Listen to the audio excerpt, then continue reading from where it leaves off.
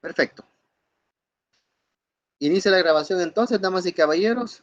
Formalmente entonces iniciamos con el desarrollo del primer tema con el que damos apertura a, primero, la generación 2023 de maestrantes de administración financiera y también el primer tema de la primera asignatura, ¿verdad? Que es administración financiera básica.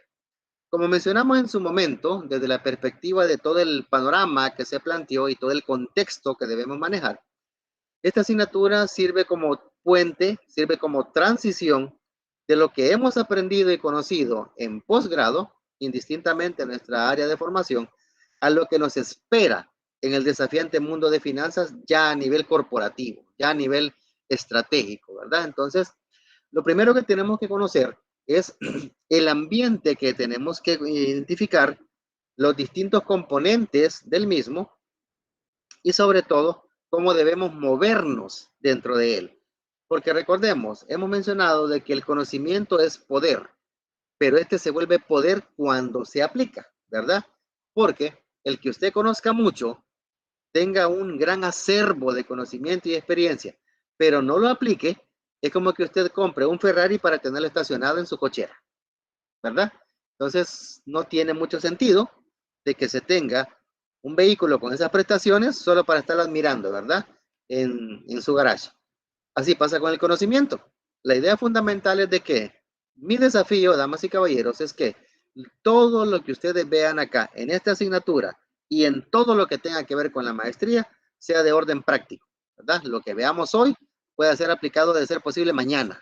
¿Me explico? Porque la idea fundamental es de que ya en este campo de formación no nos vamos tanto a la parte operativa del 2 más 2 igual a 4, sino qué hago con ese 4 que ya calculé, ¿verdad? ¿Qué significa? ¿Qué ventajas tiene? ¿Qué utilidad le puedo dar? ¿Qué criterios debo manejar? Etcétera. Entonces, desde esa perspectiva, el tema que vamos a ver con la parte inicial pretende como objetivo, damas y caballeros, ponerlos en contexto del ambiente en el que ustedes se van a desenvolver como gestores de finanzas, ¿verdad? Ese es el objetivo de este primer encuentro que vamos a tener. Entonces, lo primero que vamos a ver es lo relativo a lo que es el ambiente financiero. Este apartado de contenido lo vamos a revisar en 2 jornadas.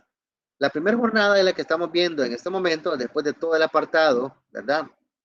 De presentación e introducción de la asignatura, maestrante y maestro, y vamos a continuar en la siguiente semana, después, ¿verdad?, del periodo de vacación, con los contenidos que hagan falta para cerrar lo que es el ambiente financiero y entrar a otros temas ya un poco más técnicos. Entonces, los contenidos que tenemos que desarrollar entre esta semana y la próxima comprenden, primero, los mercados financieros, concepto y estructura, ¿verdad? Es decir, que vamos a entender por un mercado financiero que es básicamente la cancha, entre comillas, ¿verdad? Donde opera todo el campo de finanzas, desde la perspectiva estratégica y corporativa.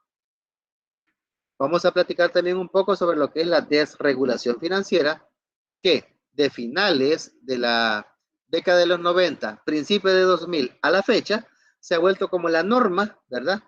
Del campo de juego de las finanzas, como las reglas de juego, ¿verdad? Del ámbito de trabajo financiero.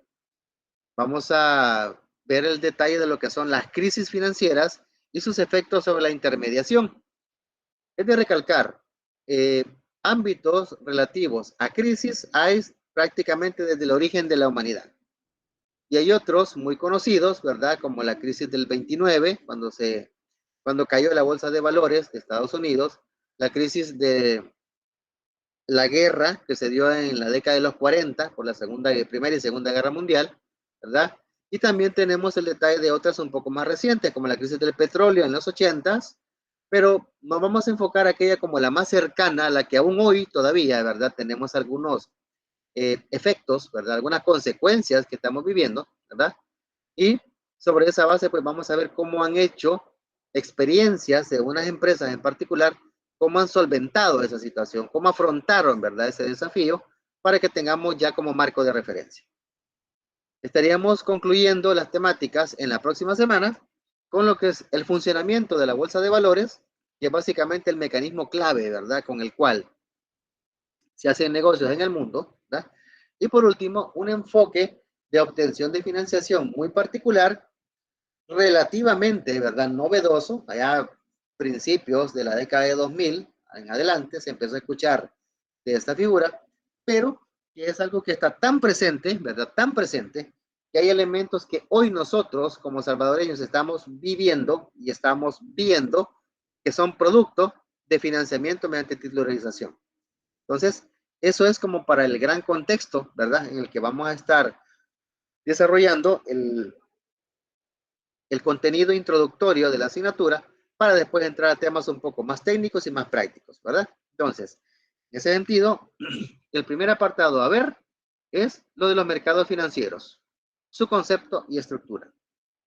Igual, damas y caballeros, recordarles, cualquier duda, inquietud o comentario, por favor, háganmelo saber. Se puede levantar la mano o hacer el llamado, ¿verdad? A través del audio, ¿verdad? Licenciado, me permite, quiero hacer una consulta o quiero emitir un comentario, quiero emitir tal valoración, bienvenido, ¿verdad? Entonces, siéntanse libres de en cualquier momento, ¿verdad? De tener la presentación para que podamos compartir con ustedes, ¿verdad?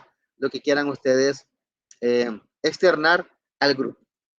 Entonces, igual, si en un dado caso ustedes estiman pertinente que no desean cortar la secuencia de presentación del tema y valoran hacer mejor hasta el final las preguntas, pues es bienvenido, ¿verdad? También tenemos un espacio de preguntas y respuestas para efectos de que también se pueda ventilar cualquier inquietud o profundizar alguna temática que sea requerida. Entonces, les invito, damas y caballeros, ¿verdad?, a que aprovechemos los espacios, a que utilicemos, ¿verdad?, los medios disponibles para que estos encuentros, pues, realmente sean enriquecedores, ¿verdad?, acorde a lo que ustedes esperan.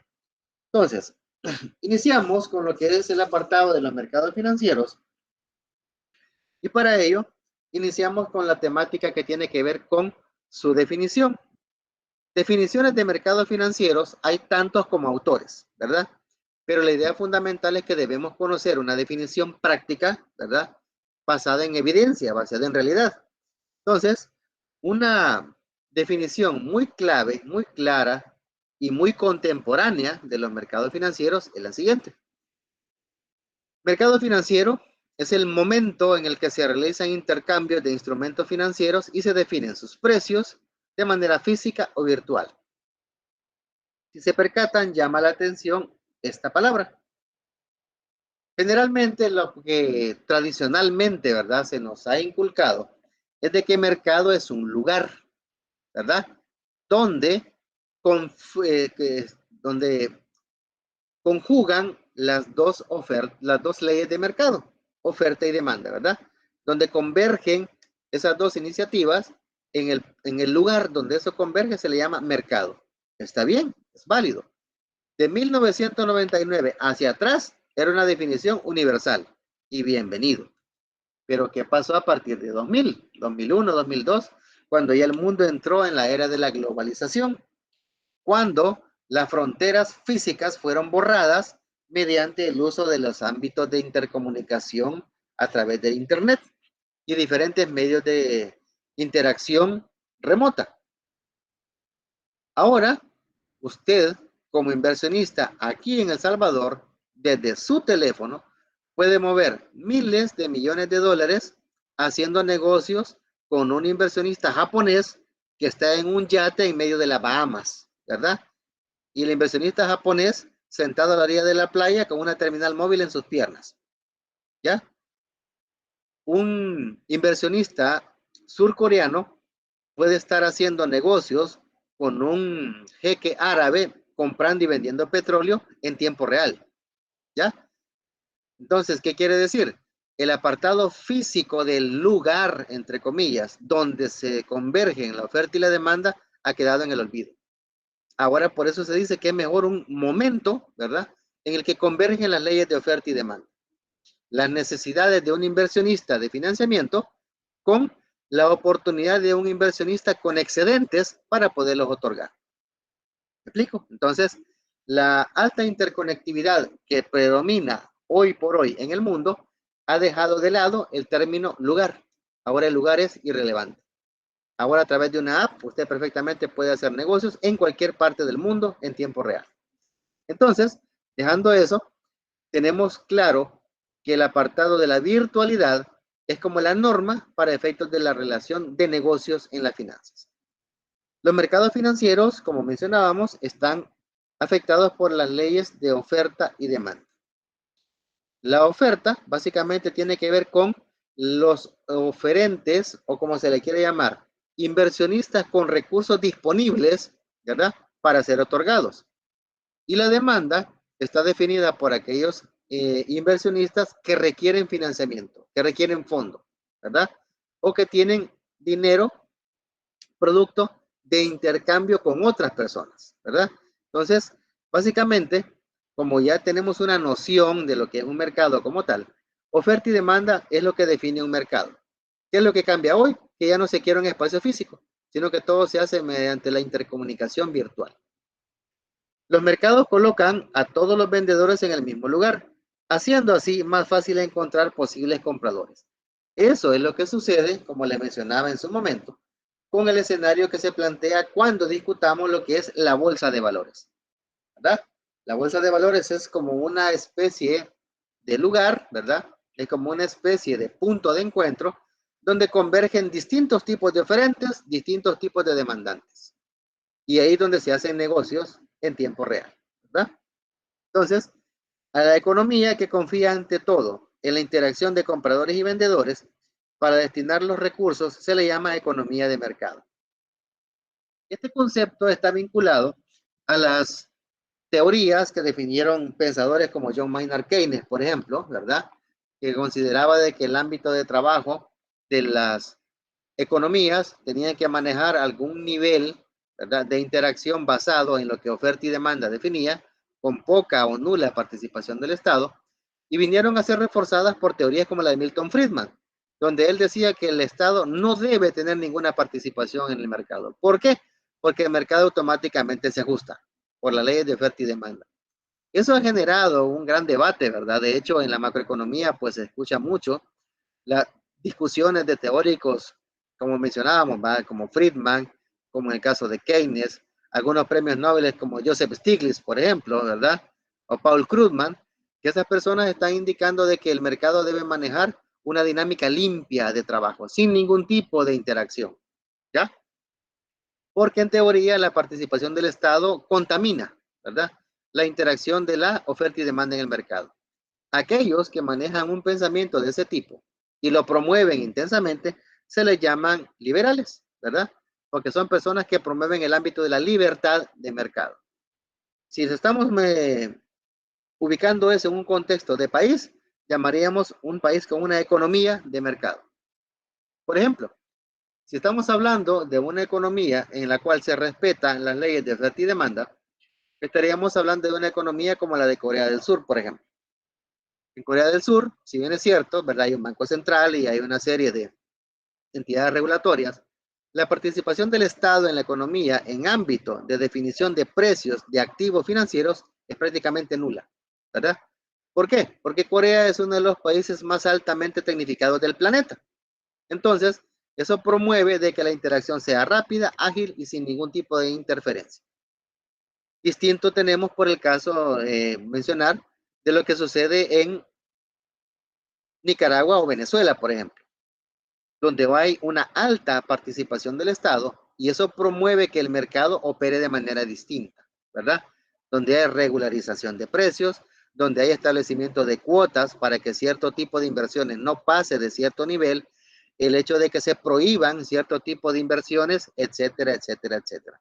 Entonces, lo que la gente dice cuando hablamos de economía de mercado es que aquellas economías que basan su sustentabilidad en el mercado como tal y en sus leyes son más prósperas que en las que hay participación del Estado. Es debatible, no se niega que eso es debatible, pero por lo menos la evidencia a la que se tiene acceso, ¿verdad? Países donde hay poca o nula participación del Estado, se caracteriza porque precisamente tienen economías que suelen ser un poco más fuertes, ¿verdad?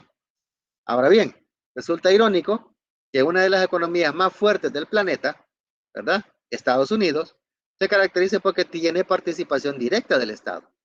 a través de la Fed definiendo las tasas de interés. Entonces, la economía de mercado es relativa, ¿verdad? En ese tipo de economías como hemos mencionado.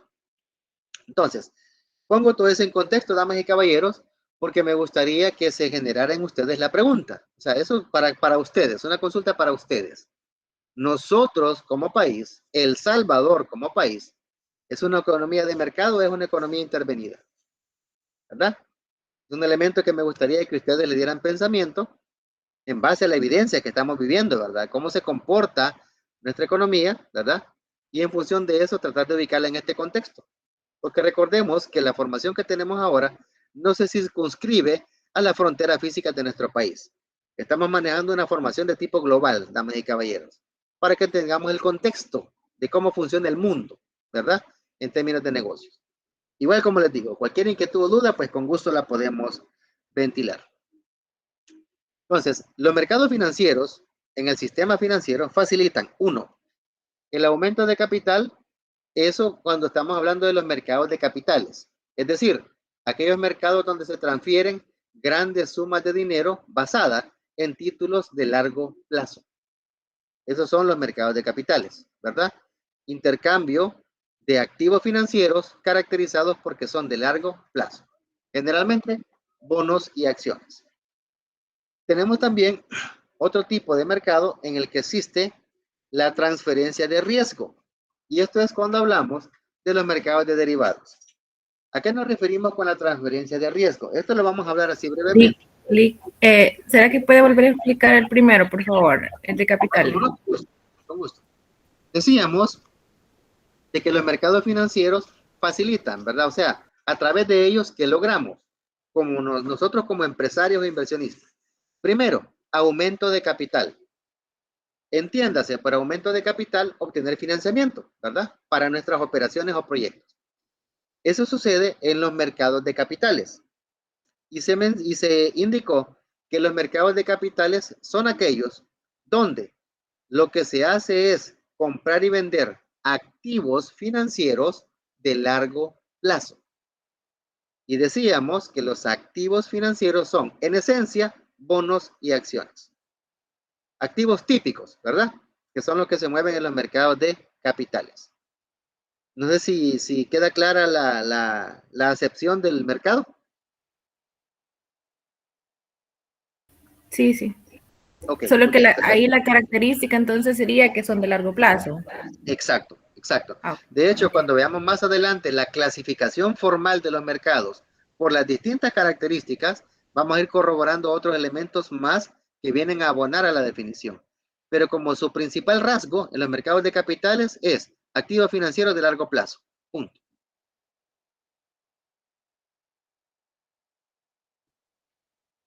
Eh, eh, ¿Alguien levantó la mano?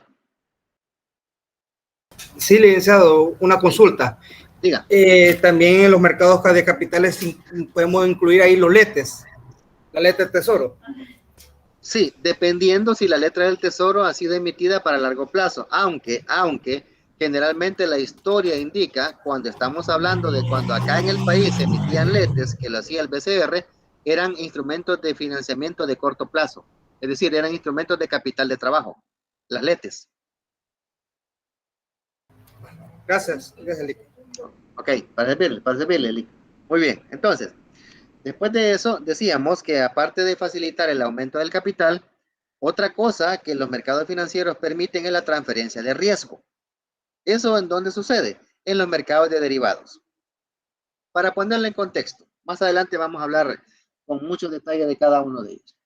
Para poner en contexto, existen inversionistas que dicen, yo voy a emprender tal proyecto, pero yo tengo por norma no tocar ningún 5 que sea ajeno. Todo lo voy a financiar yo.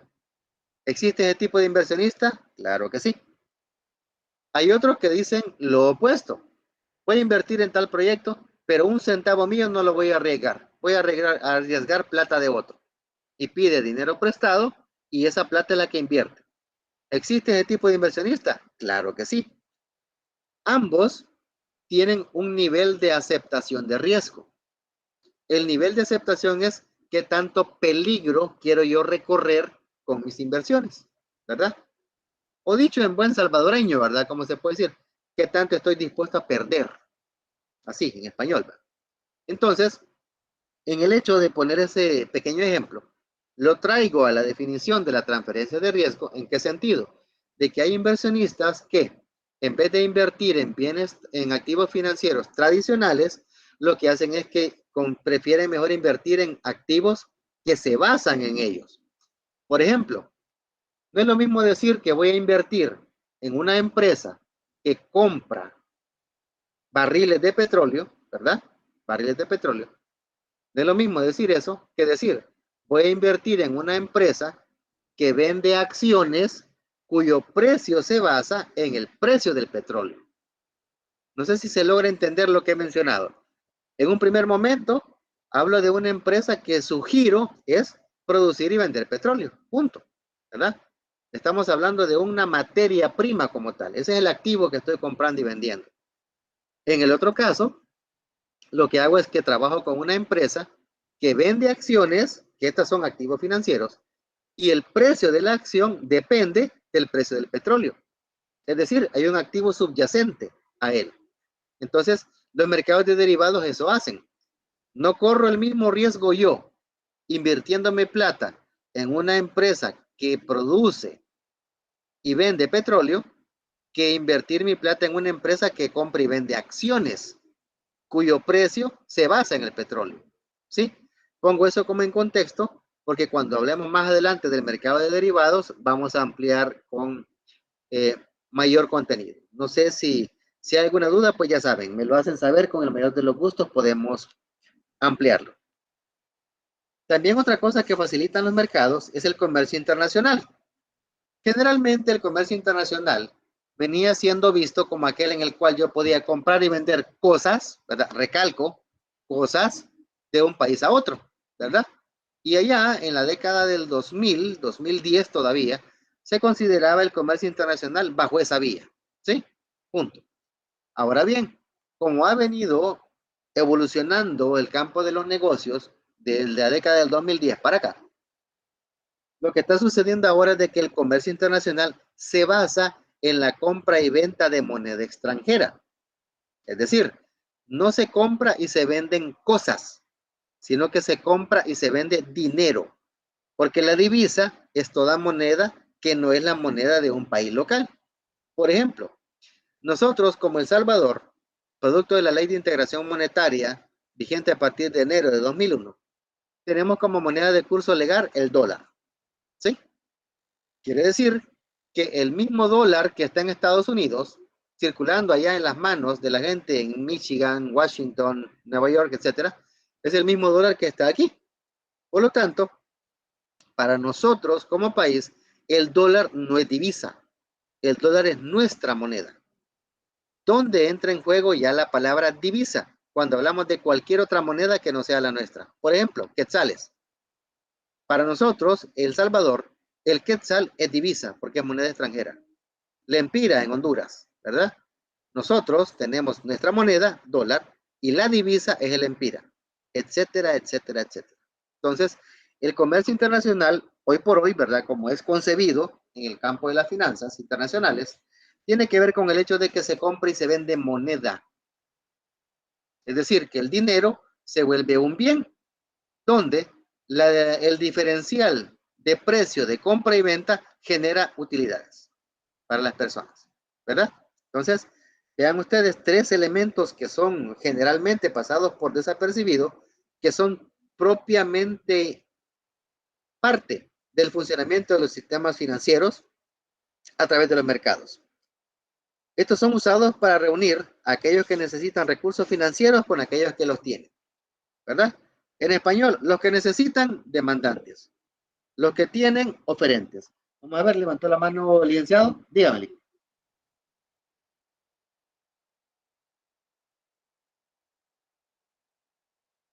Ok, sí, vamos a ver. Licenciado Melvin y licenciado William. Perdón, no había activado el micrófono y empecé a hablar. Disculpen, okay. Licenciado. Diga. Vaya, en el caso de los mercados de divisa, ¿verdad? Usted ¿Sí? habló específicamente de la Ley de Integración Económica del 2001. Exacto. hablábamos que supuestamente la ley dice que todavía el dólar como moneda local iba a funcionar como con el colón, ¿verdad? Pero correcto. apartando que el colón no hay, y solo utilizamos los dólares, perfecto. Pero mi consulta es, en este mercado de divisas, licenciado, también va a entrar en juego las criptomonedas, porque también es compra y venta de dinero virtual. No sé si también va incluido aquí las criptomonedas. Usted sabe que El Salvador fue el primer país que implementó Bitcoin como moneda de curso legal también. Otro elemento también en los mercados hoy de divisa, ¿verdad? Correcto. No sé si se incluye. Ok, muy bien. Excelente pregunta, Alex. Ya le vamos a dar la palabra al licenciado Melvin, si no me equivoco, que también había pedido la palabra. En ese sentido, la compra y venta de divisa parte de la premisa, porque esa es una excelente pregunta, Alex, parte de la premisa de que la divisa debe ser una moneda emitida por una autoridad central. Recordemos que las monedas son impresas por los bancos centrales, ¿verdad? Así como nosotros, cuando teníamos política monetaria antes de la ley de integración, nuestro banco central imprimía moneda, porque era nuestra divisa, ¿sí? Pero a partir de 2001, el Banco Central pierde esa capacidad que por ley le había sido conferida y únicamente se queda para efectos de manejar ámbitos de regulación y supervisión. Entonces, no tenemos política monetaria como país. Si estamos hablando del comercio internacional como tal, en términos de compra y venta de divisa, tiene que ser moneda, ¿verdad? Porque recordemos, si alguien ha dado seguimiento a la trayectoria que ha tenido el Bitcoin, ¿verdad? Como fenómeno, ¿verdad? De la creación de los famosos blockchain y todos los esquemas de trabajo de dinero virtual, recordarán que Satoshi Nakamoto fue el que definió el origen del Bitcoin. Aún hoy por hoy no se sabe si Satoshi es una persona, un grupo de personas o una entidad. Y evidentemente por la forma en la que eso opera no existe ningún tipo de regulación. Entonces, las criptomonedas puede ser considerada una forma de pago, pero el hecho de que la volatilidad o el cambio acelerado en sus precios esté presente en todo sentido, genera cierta debilidad para considerar la moneda. Por ejemplo, cuando las personas recibieron los $30 para utilizar el archivo wallet, ¿verdad? Que fue la iniciativa que tuvo el gobierno para promover su uso. ¿Qué característica presentaba eso? $30 era equivalente a 0.0000 algo de Bitcoin, ¿verdad? Porque en aquel entonces el Bitcoin andaba como por cerca de los $60,000 más o menos. Entre 60 y 55, por ahí andaba. Pero ¿qué sucede? Por la volatilidad del mercado, la gente que recibía esos $30 en Bitcoin, cuando los quería cambiar, ya no tenía 30, tenía 26, tenía 21, tenía 19. ¿Me explico? Entonces, el Bitcoin y todas las criptomonedas como tal presentan la dificultad de ser consideradas como divisas porque su precio no se mantiene. ¿Ya? Su alta volatilidad genera un altísimo nivel de riesgo para aquel que quiere invertir en ellas. Claro, hay gente que ha invertido y ha hecho millones, ¿verdad? Impresionante. Pero si lo vemos desde la perspectiva del concepto de mercado de divisa como tal, las criptomonedas no podrían estar consideradas en él, porque no cumplen el requisito de ser moneda emitida por una autoridad central. No sé si le aclaro la inquietud ahí, licenciado. Sí, licenciado, ya me la aclaro. Perfecto, muy bien. ¿Alguien más había levantado la mano? Ok. La opinión, el comentario de Liliana.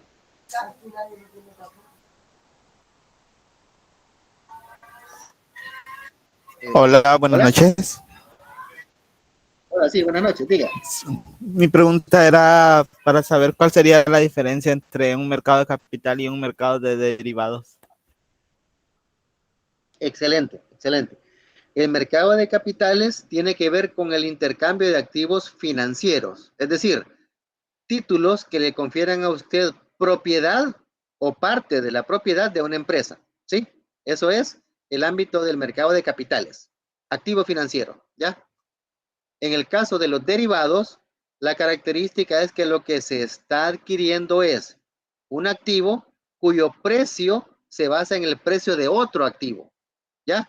Si, por ejemplo, usted quiere comprar acciones de Apple, se me ocurre, Apple. Las acciones de Apple tienen un precio en base al mercado donde se compran y se venden, ¿ya? ¿Sí? Pero si usted quiere, por ejemplo, comprar acciones de ExxonMobil, que es una compañía que se dedica, ¿verdad?, a extraer y producir petróleo, en el caso de esa empresa, el problema del precio de esa acción no depende del mercado, sino que depende de cómo se cotiza el barril de petróleo.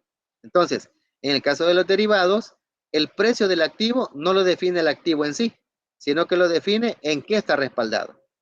Existe, por ejemplo, la figura de los bonos de carbono. La huella de carbono es una figura que se utiliza en países europeos para definir el nivel de calidad y limpieza del medio ambiente, ¿verdad? El aire, mantos acuíferos, etcétera. Entonces, hay unos países que han definido que los bonos que venden como país están respaldados en la calidad del medio ambiente en el que ellos viven. Y hay países como España, por ejemplo, que tiene bonos de carbono que son de igual o menor valor que los que tiene Alemania, por ejemplo, que es otro país que también ha entrado mucho en el ámbito de los bonos de carbono. Entonces, si se percatan, el precio de ese bono del que les he mencionado no depende del bono en sí, sino de la calidad del entorno o del medio ambiente del país que lo emite.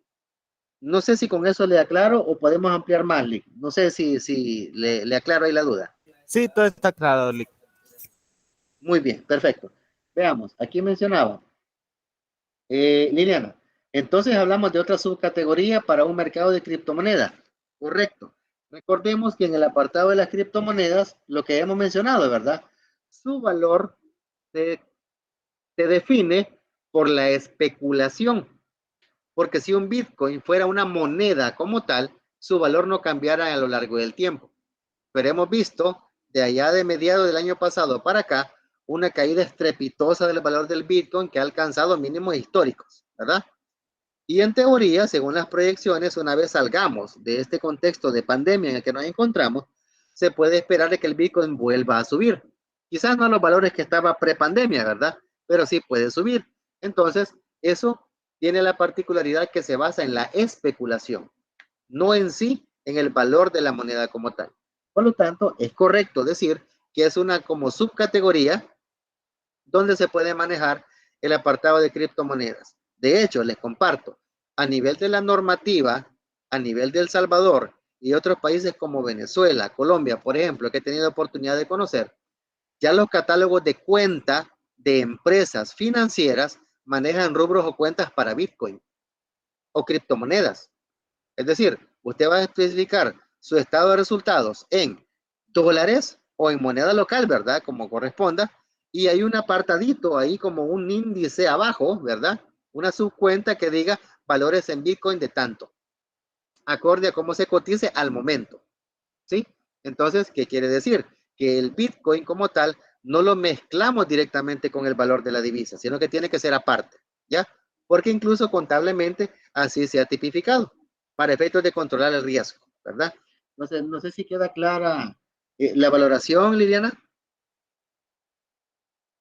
Sí, Lick, pero quizás cuando estemos en ese tema tal vez podemos solventar otras dudas porque a partir de lo que menciona y justo, bueno, usted comenta el caso de Venezuela, ahí también me surgen otras dudas con respecto a los tokens como el Petro, porque ahí no sería como un Bitcoin, sino que es un token. Entonces, tal vez Correcto. cuando ya estemos ahí en ese tema lo podríamos ampliar, pero por el momento sí.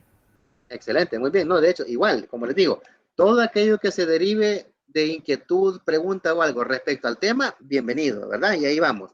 Solo que por favor, sí, cuando estemos tocando el tema, lo volvemos a tocar, ¿verdad? Para que no nos quede la duda y cualquier inquietud, pues la podamos aclarar. Excelente, muy bien. Entonces, las funciones que tienen los mercados financieros son establecer mecanismos que posibiliten contacto entre participantes en la negociación. Hace 40 años era prácticamente imposible pensar que personas que estaban en lados opuestos del planeta podían hacer negocios en el mismo momento, ¿sí? Entonces, ahora no. Ahora ese tipo de paradigma pues se ha roto, ¿verdad? Tenemos un nuevo esquema de generación de negocios donde se permite que haya interacción, ¿verdad? En tiempo real. Se permite fijar los precios de los productos financieros en función de la oferta y la demanda. Eso es lo que yo me refería hace un par de filminas atrás, cuando hablábamos de las economías que se basaban en las economías de mercado o en las economías libres, ¿verdad? Lo que los liberales promueven. Porque en teoría, el mejor parámetro para definir el precio de cualquier cosa, sea activo, sea bien, sea algo tangible, un servicio que es intangible, etcétera, el mejor parámetro para definir el precio es el mercado. Entonces, hay una evidencia contundente, ¿verdad? Respecto a eso, de que en teoría, pues el mercado es el que debe hacerlo, pero irónicamente también existe mucha evidencia de que hay abuso, ¿verdad? Porque al no haber un control, existe un tipo de generación confusa, ¿verdad? Una generación desleal de los parámetros de precios que pueden afectar a algunos. Eso pues lo vamos a ampliar cuando ya estemos hablando directamente en el ámbito de la desregulación, ¿verdad? Otro también es reducir costos de intermediación, lo que permite mayor circulación de productos. Perdón que lo interrumpa, una consulta. Es decir, ¿siempre los mercados definen el precio de un bien? Es correcto. ¿De la escala del mercado? Perdón, independiente. De la escala del mercado, es decir, podemos hablar de, no sé, de los diferentes tipos de mercado, pero siempre el mercado los define. Es correcto. La característica fundamental es, y eso lo podemos manejar de una manera muy sencillita, ¿verdad? Muy, muy práctica, que de hecho todos la hemos vivido. Se dice que la mejor forma en la que se definen los precios es a través de las leyes de oferta y demanda. Punto. Va, ok. Pero de hecho, tenemos que tomar en cuenta también que hay condiciones que escapan de la normalidad. Les pongo el caso. Hemos estado viviendo, ¿verdad? Del mediados del año pasado hacia acá, bueno, casi desde principios del año pasado para acá, cuando estalló la guerra de Rusia y Ucrania, de que ha habido un incremento en el ámbito de los precios de los combustibles. Recordarán ustedes de que el gobierno definió una política para fijar los precios, ¿verdad? En afán de que eso no fuera a impactar directamente en el costo de la canasta básica. Sin embargo, ustedes son testigos de que hubieron algunos productos cuyo precio empezó a subir. Por ejemplo, el queso. Por ejemplo, el quesillo. A las personas que les encantan las pupusas, creo que empezaron a sufrir cuando empezaban a cobrarles $1 por una pupusa que valía 3 coras. ¿Ya? Entonces, ¿qué quiere decir? Si el mercado no se ajustara, significa que las personas que pagaban más caro ese producto como insumo para producir, no podían generar el traslado de ese costo hacia el consumidor final. Claro, el consumidor final sintió el golpe porque es el último el que paga, correcto. Pero imagínese usted cuánta gente vive del comercio o producción de ese tipo de producto y no hubiera podido trasladar ese costo al consumidor. ¿Me doy a entender? Otra cosa, si estamos hablando, por ejemplo, de qué es lo que ha pasado a aquellas personas que tienen alguna noción del mercado de vehículos, no me dejarán mentir. Producto de cómo se ha dado el inconveniente de que las empresas que traen vehículos nuevos, ¿verdad? O sea, hablamos de Excel Automotriz, Grupo Q, Motores del Pacífico, etcétera, ¿verdad? Indistintamente el tipo de vehículo que traigan, europeo, japonés, etcétera. Han habido casos de empresas que han hecho ventas de vehículos y resulta de que al momento de vender no tienen vehículo en plaza. Entonces, ¿qué quiere decir? Que el vehículo local, el vehículo usado local, está empezando a subir de precio. Porque la gente quiere comprar vehículo nuevo y no encuentra. Entonces, ¿qué es lo que hace? Busca un vehículo usado, que alguien lo puede tener así para uso propio, y le ofrece una cantidad muy por encima de lo que está valiendo en el mercado actualmente. Entonces, no sé si con los ejemplos que he dado, más o menos le puedo orientar cómo es que el hecho de que el mercado, ¿verdad?, define los precios. No sé si le queda clara la inquietud. Sí, bastante bien. De hecho, yo también pensaba, bueno, tenía la disyuntiva de que los mercados equilibran, ¿verdad? Como usted lo mencionaba, o ajustan a veces los precios, pero hay excepciones como, por ejemplo, yo vi un documental hace poco y lo pongo y lo comparto, que se llama Dinero Sucio, en el que una empresa farmacéutica, creo que era Pfizer, si no me equivoco, tenía una vacuna que era bastante específica, ¿verdad? Y muchas personas dependían de esa vacuna para sobrevivir. Pero a ley de oferta y demanda, pues obviamente ellos, como eran los únicos que lo tenían, pusieron un precio demasiado alto y muchas personas cuestionaban eso, pues incluso habían aspectos legales por ahí. Entonces mi duda era que hay bienes o hay, digamos, algunos mercados en los que existen prácticas monopolísticas en las que definen los precios y el mercado a través de la demanda quizás podrían equilibrarla, ¿verdad? Y es donde se hace el ajuste perfecto y donde se sostienen automáticamente y sosteniblemente los mercados. Exacto. De hecho, lo que usted acaba de mencionar es la pauta clave del por qué en ocasiones la idea de un mercado totalmente liberalizado es mal vista por ciertos pensadores económicos, porque el hecho de que haya un monopolio, ya la palabra lo dice, ¿verdad? Mono, estamos hablando de uno, es una sola empresa o entidad que define los precios a su antojo, ¿verdad? Por el hecho de que estamos manejando que no hay nadie que compita contra ellos. Esa sí es una práctica desleal, a todas luces, ¿verdad? Y en ese caso el mercado, ¿cómo actúa? En base a lo que esa empresa define como precio. Les pongo el caso, de hecho, ustedes no me dejarán mentir. ¿Cuánto valía una mascarilla KN95 antes de la pandemia? Precio promedio, entre 50 y 75 centavos. ¿Cuánto llegó a valer una mascarilla KN95 en tiempos de pandemia cuando nos encerraron? Cuando estuvimos en la cuarentena. $5. Entonces, dígame usted, ¿en qué sentido podemos decir que eso es justo? En ninguno. Pero la clave, ¿cuál era? La escasez que provocó esa coyuntura generó que los precios se dispararan de esa forma. Y ahí es donde usted puede ver cómo es que el mercado actúa. Al haber escasez, los precios de lo que anda circulando empieza a subir. Y ahora hay precios que pues ni modo, ¿verdad? Se disparan al punto que llegan al absurdo, pero lastimosamente fueron realidades que vivimos y nos tocó, ¿verdad? Como población poder ver. No sé si ya con ese detalle queda un poquito más claro. Sí, totalmente, totalmente, gracias. Perfecto, muy bien. Aquí veo una mano levantada. Iliana, díganos. Sí, o sea que prácticamente esta es una cadena, maestro, en la cual todas las empresas están sumergidas a lo que es la definición de un precio, ¿verdad? Entonces, Correcto. como usted estaba mencionando, por ejemplo, un producto en el área donde yo trabajo, dependemos de diferentes empresas o de diferentes proveedores, ¿verdad? En los Exacto. cuales ellos se rigen también por los precios que ellos adquieren sus productos, ¿verdad? Para Exacto. podernos proporcionar a nosotros. Entonces, Así es. prácticamente es una cadena y un juego entre la oferta y la demanda que existen en las empresas que están elaborando el producto que yo necesito para vender mi producto final. Exacto. Eso que usted menciona se le conoce como cadena de valor. En términos macroeconómicos, tiene que ver con la agregación de valor a un producto. Pero hay otro que yo, por ejemplo, le pongo el caso que es como uno de los que más se ha evidenciado con la cuestión de los lubricantes, ¿verdad? Los elementos requeridos para mantenimiento de vehículos. Antes, un galón de aceite andaba costando, dependiendo del tipo, ¿verdad? Andaba costando, ¿qué cosa? 25 o 30 dólares el galón. Ahora ese mismo galón de aceite en este año le está costando entre 50 y 60 dólares. El doble, la misma cantidad. ¿Por qué? Porque cuando uno le pregunta al proveedor, no, es que viene más caro. Pues sí, ¿qué podemos hacer? Pues, ¿verdad? Entonces viene más caro, hay que sufrir, ¿verdad? Ese golpe. ¿Qué le pasa al mecánico que es el que da el servicio? Lo compra más caro. ¿Qué tiene que hacer él? Cobrar más. No sé si me doy a entender. A medida la cadena de valor pasa de manos, ¿verdad?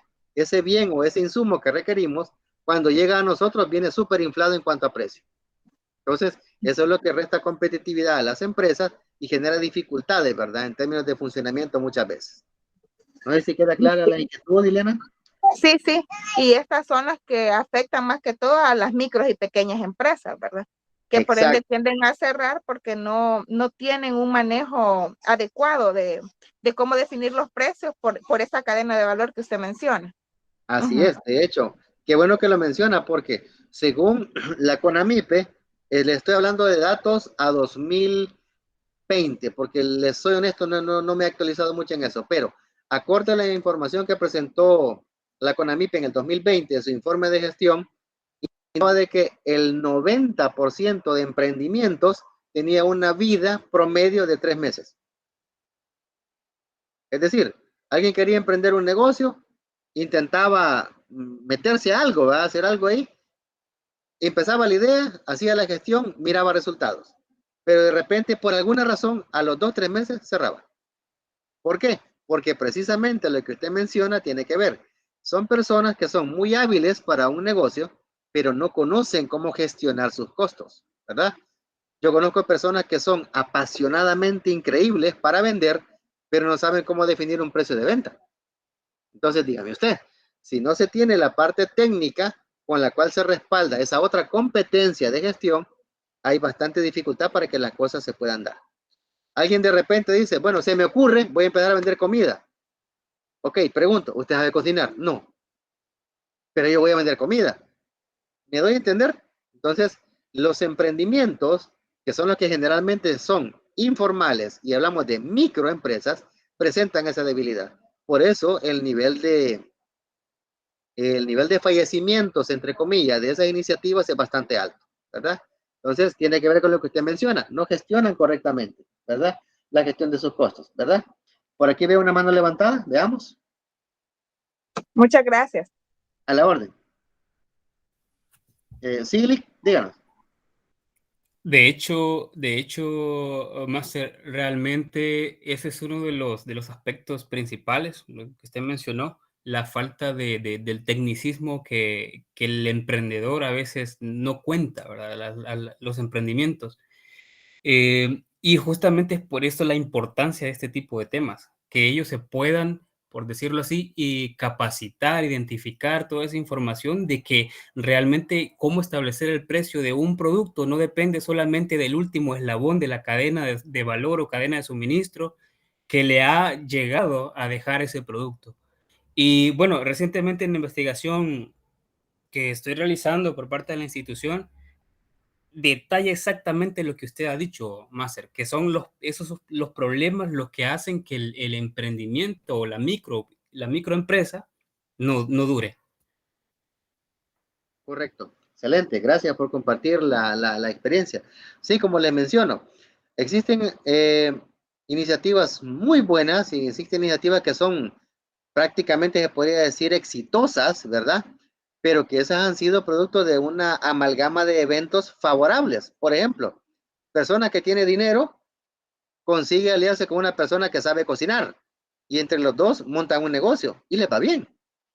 Otros, por ejemplo, son personas que se dedican a hacer entregas, por ejemplo. Son personas que conocen cómo pueden hacerse las compras de las cosas, hacer los pedidos, etcétera, pero no pueden andar en motocicleta. Entonces, ¿qué es lo que hacen? Hacen vínculo de negocios con personas que tienen esa característica, ¿verdad? Contar con ese recurso, esa herramienta, y empiezan a surgir las famosas empresas de reparto, que de hecho ustedes recordarán que Hugo fue considerada un modelo de negocio súper exitoso, porque se levantó de una manera impresionante durante el tiempo de cuarentena, ¿verdad? Llegó el punto incluso de que Pedido Ya, que es una empresa suramericana, decidió comprarla. Entonces, todas las operaciones de Hugo en lo que es Centroamérica, de Mala hasta Panamá, ya no existen, ahora solamente es Pedido Ya. Entonces, para que vean, ¿verdad? O sea, hay casos pues de éxitos rotundos, pero lastimosamente, como les digo, el nivel de mortalidad de emprendimientos o de nuevas iniciativas de negocio es altísimo, ¿verdad? 85-90%, de 3 a 6 meses máximo. Entonces, eso es lo bueno, ¿verdad? De que este tipo de espacios nos permitan poner ese contexto para ver de qué forma nosotros podemos hacer agentes transformadores también, ¿ya? La educación financiera es uno de los pilares más débiles de nuestro país en cuanto a formación, ¿sí? Aquí es normal que aprendamos a hacer cosas como, por ejemplo, crear un balance, ¿verdad? Crear una partida, crear un libro diario, pero no nos enseñan cómo interpretar esa información, ¿verdad? Entonces, hay algunos elementos que por su naturaleza requieren un poquito más de análisis, un poquito más de revisión que el hecho de aprenderlo a hacer.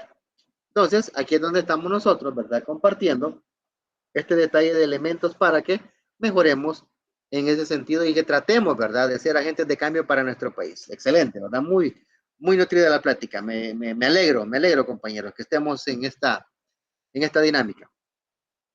Entonces, mencionábamos de que además de reducir los costos de intermediación, permitiendo que haya mayor circulación de productos, también permite generar un elemento clave: administrar flujos de liquidez de productos o mercado dado a otro.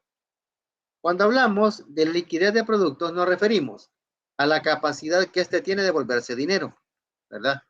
Por ejemplo, usted tiene una acción de Microsoft, por ejemplo, en su poder. Usted tiene una acción, usted tiene un título valor, un activo financiero. ¿Lo puede volver dinero? Sí, pero no es dinero, ¿verdad? Usted puede tener, por ejemplo, un bono, ya, que indica la participación en un nivel de financiamiento para una corporación. Perfecto. ¿Usted tiene el bono? Sí, es un activo financiero, no es dinero. Pero el bono lo puede convertir en dinero, sí. Entonces, la característica es que los flujos de liquidez son los que le generan ese oxígeno a las empresas, porque recordemos que toda empresa opera en base a constantes movimientos de dinero, entradas y salidas. Por lo tanto, los flujos de efectivo son elementos medulares en la gestión y sobrevivencia de cualquier unidad de negocios. De hecho, una de las características fundamentales de aquellas empresas que han resistido embates graves, ya sea por consecuencias de una crisis, por consecuencias de un problema de desastre natural, por una cuestión muy coyuntural como la pandemia, por ejemplo, etcétera, la receta, entre comillas, que han utilizado las empresas que han logrado sobrellevar ese tipo de desafíos se basa básicamente en dos cosas. El primero, el centro de respuesta eficaz se basa en un recurso humano preparado y proactivo. Ese es el primer pilar. Y el segundo se basa en un potente flujo de caja. Es decir, tener gente preparada y dispuesta a darlo todo. Y segundo, plata para que la gente la trabaje. ¿Ya? Entonces, estamos hablando de que podría decirse, bueno, qué sencillo, ¿verdad? Ni tanto. Recuerden que el talento es caro. Formar gente es caro. Y es más caro formar gente y que se le vaya. Entonces, usted como empresa tiene que tener ese esquema de formar y retener su talento, ¿verdad? Para que no sea usted una escuela de talentos para otro. Eso es lo primero. Y segundo, lo que le mencionaba, el flujo de caja. Una empresa sin dinero muere, literal, muere. Entonces, cualquiera puede decir, no, pero nuestros balances arrojan grandes niveles de activos, arrojan grandes niveles de participación de mercado, de aportaciones, etcétera. Sí, pero ¿cuánto dinero tenés para operar? Cero. Ok, entonces con lo que tenés en tu balance no puedes funcionar, porque la naturaleza del rubro lo determina, ¿me explico? Entonces, esa es la pauta por la cual muchas veces las empresas mueren ahogadas por falta de recursos. Y ahí es donde entran en juego los mercados financieros, ¿verdad? De hecho, vaga el comentario. Recordarán ustedes de que uno de los elementos que caracterizó la gestión del gobierno fue de que hizo una recompra anticipada de bonos el año pasado. Y todos, ¿verdad? Todos los expertos en el ámbito de la gestión de mercados financieros decían que eso era una mala señal, que eso era un problema, que eso indicaba debilidad, que iba a caer en impagos el país, etcétera, ¿verdad? Pero resulta que después de hacer la compra, emiten el nuevo tramo de deuda que fue emitido, creo que ya por septiembre, si no me engaña la memoria, ya por septiembre, octubre. Y resulta de que a principios de este año, Bloomberg, que es uno de los analistas más cotizados en el ámbito de mercados financieros, mencionaba que la estrategia del presidente había sido un total y rotundo éxito, que había puesto de nuevo a El Salvador en la palestra de los mercados financieros, porque fue una maniobra sumamente arriesgada, sí, pero fue exitosa. Entonces, ahora El Salvador está desde una perspectiva vista en cuanto al análisis de riesgo muy distinta a la que tenía antes del famoso riesgo de impago. Entonces, ¿qué quiere decir? Que en tanto empresas como gobiernos requieren de ese apartado de liquidez. Y los mercados financieros operan en ese sentido. Me pareció que como que alguien había levantado la mano, no sé, o alguien había emitido un comentario. Yo quisiera, tengo una consulta al respecto, me llamó mucho la atención sobre el talento de las empresas capacitado o capacitar el talento, ¿verdad? Para las empresas es una estrategia bastante buena, pero ¿cuál sería, digamos, la mejor o una de las estrategias a poner en práctica para retener ese talento ya capacitado? Excelente. Bueno, Si me permiten compartir lo poquito que había aprendido, ¿verdad? En estudios de clima organizacional y en alguna que otra consultoría que he realizado sobre ese campo, la característica fundamental es que, ¿qué es lo que retiene a una persona en una empresa? La lealtad.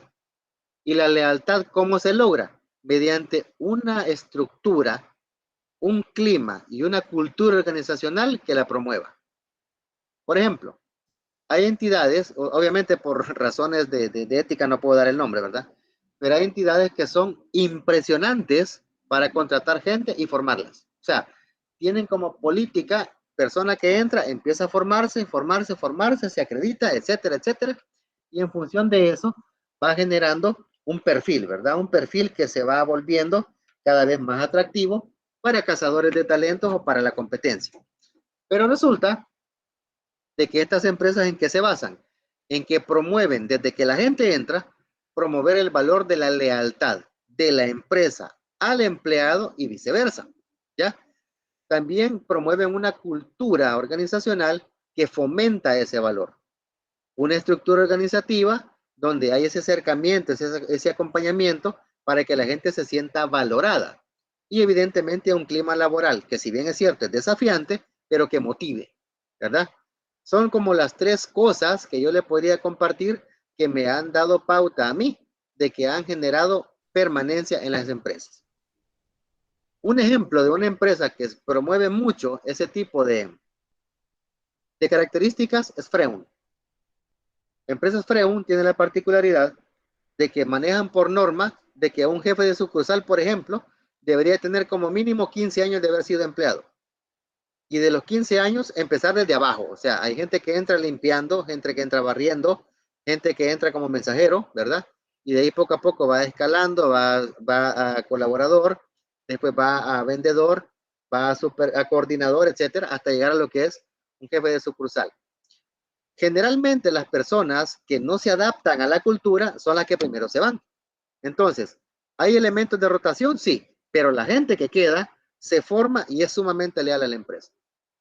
Han habido casos de personas que les han ofrecido el doble de salario, les han ofrecido oportunidades con prestaciones que incluyen vehículo, tarjeta de crédito con fondos ilimitados, teléfono corporativo, viajes, etcétera, y no se han ido. ¿Por qué? Porque su lealtad a la compañía es elevada. Por lo mismo, porque la empresa, por ejemplo, que promovió para el tiempo de la pandemia, se hacía trabajar una semana a la gente, 3 semanas iban a su casa. Como acuérdense que hay que recordar que la inocuidad del virus andaba en un promedio de 2 a 3 semanas, ¿verdad? Para manifestarse. Entonces, en ese lapso de tiempo, la gente trabajaba una semana, se iba a 3 y recibía el pago de su mes completo. Eso genera un nivel de lealtad impresionante en la gente. Otro punto, cuando definieron de que por la reforma a la ley de la AFP, antes de la reforma de pensiones, ¿verdad? La cotización iba a crecer. El valor de cotización que iba a aportarse a las AFP iba a subir. La empresa absorbió el valor que debía haber absorbido el empleado. Otro motivo más por el cual la gente generaba lealtad. Y así, entonces le pongo un par de ejemplos, primero, de lo que yo he podido ver, ¿verdad? En campo, en las experiencias que he tenido, y el ejemplo de una empresa real, ¿verdad? Que todos conocemos. No sé si le abono un poco ahí a la inquietud. ¿Cómo no, Master? Interesante. Tomé nota prácticamente de muchos puntos. La verdad que cuando somos, como en mi caso, que me toca manejar personal, es sumamente básico el hecho de tener talento capacitado, pero sobre todo retenerlo. Es básico. Exacto. Verdaderamente dentro de la empresa. Gracias. Exacto, muy bien, perfecto, excelente. Entonces, como decíamos, ¿verdad? Volviendo a lo que era el detalle de lo que eran los flujos de liquidez, que era como uno de los pilares que permitía que las empresas se oxigenaran, ¿verdad? En términos de su funcionamiento y poder lograr que si estas lograran perdurar en el tiempo. Entonces, ¿qué características podemos encontrar en un mercado financiero, ¿verdad? Como tal, así en general. Primero, amplitud. Número de títulos financieros que se negocian en un mercado. Cuantos más títulos se negocien, más amplio será el mercado financiero. En este caso, uno de los mercados financieros más grandes del planeta es la Bolsa de Valores de Nueva York, ¿verdad? Ahí convergen empresas literalmente de todo el planeta, ¿verdad? intercambiando propiedad de activos financieros constantemente. ¿Sí? Estamos hablando entonces de que un mercado financiero, por su amplitud, se refiere al número de títulos, es decir, si son 1000, 10,000, 100,000, 1,000,000, 1,000,000,000, etcétera, de títulos que están moviéndose constantemente, cambiando de mano. Esa es la amplitud. Podríamos decir, por ejemplo, que la Bolsa de Valores de El Salvador es un mercado amplio, sí, pero es más pequeño que la Bolsa de Valores de Nueva York. ¿Ya? O sea, la amplitud de los títulos que ahí se negocian es diferente. Hay más amplitud en la Bolsa de Valores de Nueva York que en la nuestra. Pero en ambas hay, ¿verdad? El término amplitud. Segundo, profundidad. Es la existencia de títulos financieros que cubran diversas eventualidades en un mercado financiero. Por ejemplo, que existan títulos financieros que protejan contra el alza o la caída del precio de un determinado commodity. Entiéndase por commodity un bien, ¿verdad? O una materia prima. La profundidad a qué se refiere, por ejemplo, no es tanto el número de títulos que se están transando en ese mercado, sino al tipo de títulos que se están transando. Por ejemplo, existen acciones de empresas tecnológicas, ¿ya? Existen acciones de empresas automotrices, ¿sí? Pero resulta que además de eso existen acciones de empresas que se caracterizan porque predominan valores basados en el oro. Ah, ya tenemos un derivado. Esa no es una acción común, es un derivado. Estamos hablando de que hay profundidad cuando tenemos, por ejemplo, contratos que me protegen contra la variación del precio del petróleo de este año al otro. Ese es otro activo financiero. Es un tipo diferente de activo, ¿verdad? Que me está sirviendo para cubrir una eventualidad. ¿Cuál? Cambio de precio. Entonces, la profundidad, ¿a qué se refiere? Variedad, o sea, alternativas de títulos financieros. Mientras que la amplitud es el número, ¿verdad? O sea, el número en bruto, sí, tanto. Mientras que la profundidad, ¿qué indica? Ah, bueno, tenemos acciones, tenemos bonos, letras del tesoro, certificados de estabilidad económica, tenemos derivados, tenemos forward, tenemos swaps, etcétera. O sea, las distintas alternativas con las que se cuentan son las que definen la profundidad. Entonces, no hay que confundir amplitud, que es el número de títulos, con profundidad, que son las distintas clases de títulos que podemos hallar. ¿Sí? Si hubiera duda, pues con gusto lo ampliamos, no hay problema, pero recordar. Yo tengo una duda, Nick. O cómo no, dígame. Usted habla de contratos, por ejemplo. Entonces, lo que ahí quiero entender, los contratos o digamos el documento es el que tiene un valor monetario. El contrato, excelente pregunta. El contrato es una garantía para que el valor monetario que usted acuerde no le cambie. Le pongo un caso así sencillito. Existe un tipo de títulos que se llaman forward, que es una palabra en inglés que significa hacia adelante, ¿verdad? Es un tipo de título que funciona así. Yo compro petróleo, usted vende petróleo. Yo hoy, que estamos 31 de marzo, ¿verdad? Yo acuerdo comprarle a usted 1,000,000 de barriles de petróleo al precio de hoy. Supongamos, el precio del barril de petróleo, $50, se me ocurre, $50. Y ese valor yo se lo voy a pagar a usted dentro de un año, que es cuando usted me dé el $1,000,000, el 1,000,000 de barriles de petróleo. El forward consiste en que yo hoy me comprometo en comprarle 1,000,000 de barriles y usted se compromete a mantenerme el precio. Si de aquí a un año, al 31 de marzo del 2024, ya formalizamos la transacción y usted me dice, mire, el mercado indica que el precio del barril de petróleo es de $75. Yo le muestro el forward y le digo, usted acordó 50 y es lo que le voy a pagar. ¿Me doy a entender? El contrato en sí me garantiza a mí el precio que usted me ofreció. Por otro lado, si a la hora de que hacemos el negocio, dentro de un año me dice, mire, pero fíjese que el precio del petróleo ha caído y está en $20, ni modo. Yo me ofrecía pagarle 50 y es lo que le voy a pagar, aunque esté más barato. No sé si se entiende la dinámica del forward. Sí, sí, o sea que no podríamos como asignarle un precio a ese contrato, a ese documento, llamémosle así, porque es variable. Es decir, No ya creo que ya voy entendiendo su pregunta. Ajá. Hagamos un número fácil de manejar así, sin calculadora, por ejemplo. Yo le voy a comprar a usted 10 barriles de petróleo a $50 cada uno. Son 500, ¿verdad? $500.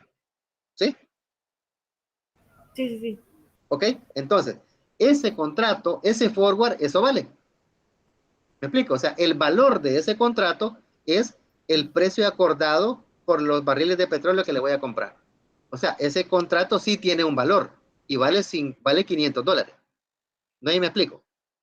Ajá, sí, ya comprendí la idea. O sea, no sufriría afectaciones por las variantes que sufra Exactamente. precio de la Yo me acción. protejo y al mismo tiempo corro un riesgo, ¿verdad? Yo me Ajá. protejo de pagar un valor si el mercado me lo cobrara más caro. Yo pago ese precio. Pero el riesgo que voy a correr es pagar más cuando el mercado me cobre menos. ¿Sí? Sí, sí, sí, ya comprendí la Excelente. idea. Va, muy bien, perfecto, perfecto.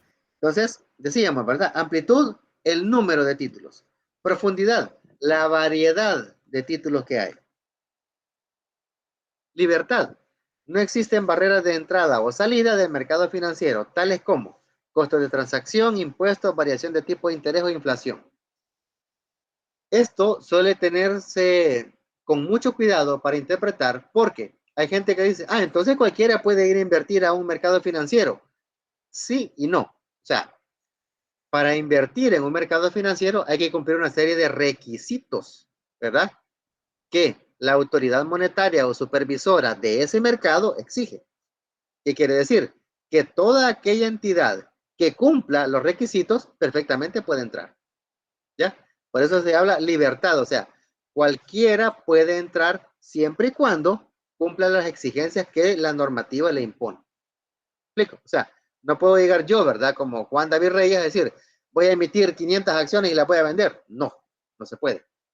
Debo cumplir una serie de requisitos, ¿verdad? En cuanto a antigüedad, volumen mínimo de operaciones, ubicación, giro de negocio, etcétera, ¿verdad? Que eso depende ya propiamente de lo que a nivel del mercado financiero se estipule, según el caso, pero todo aquel que cumple los requisitos entra sin problema, ¿verdad? Por otro lado, empresas que de repente digan, no, este mercado del ámbito del trabajo de acciones no me gusta, mejor me voy a retirar y me voy a ir a otro, perfectamente se puede ir, sin ningún problema. No tiene que pagar ningún costo, no hay ningún tipo de sanción, nada, nada, simplemente manifiesta. No quiero participar en el mercado de acciones, me voy a ir, por ejemplo, al mercado de forwards o de swaps, por ejemplo. Entonces, se sale de ese mercado, entra a otro, no hay ningún problema. ¿Sí?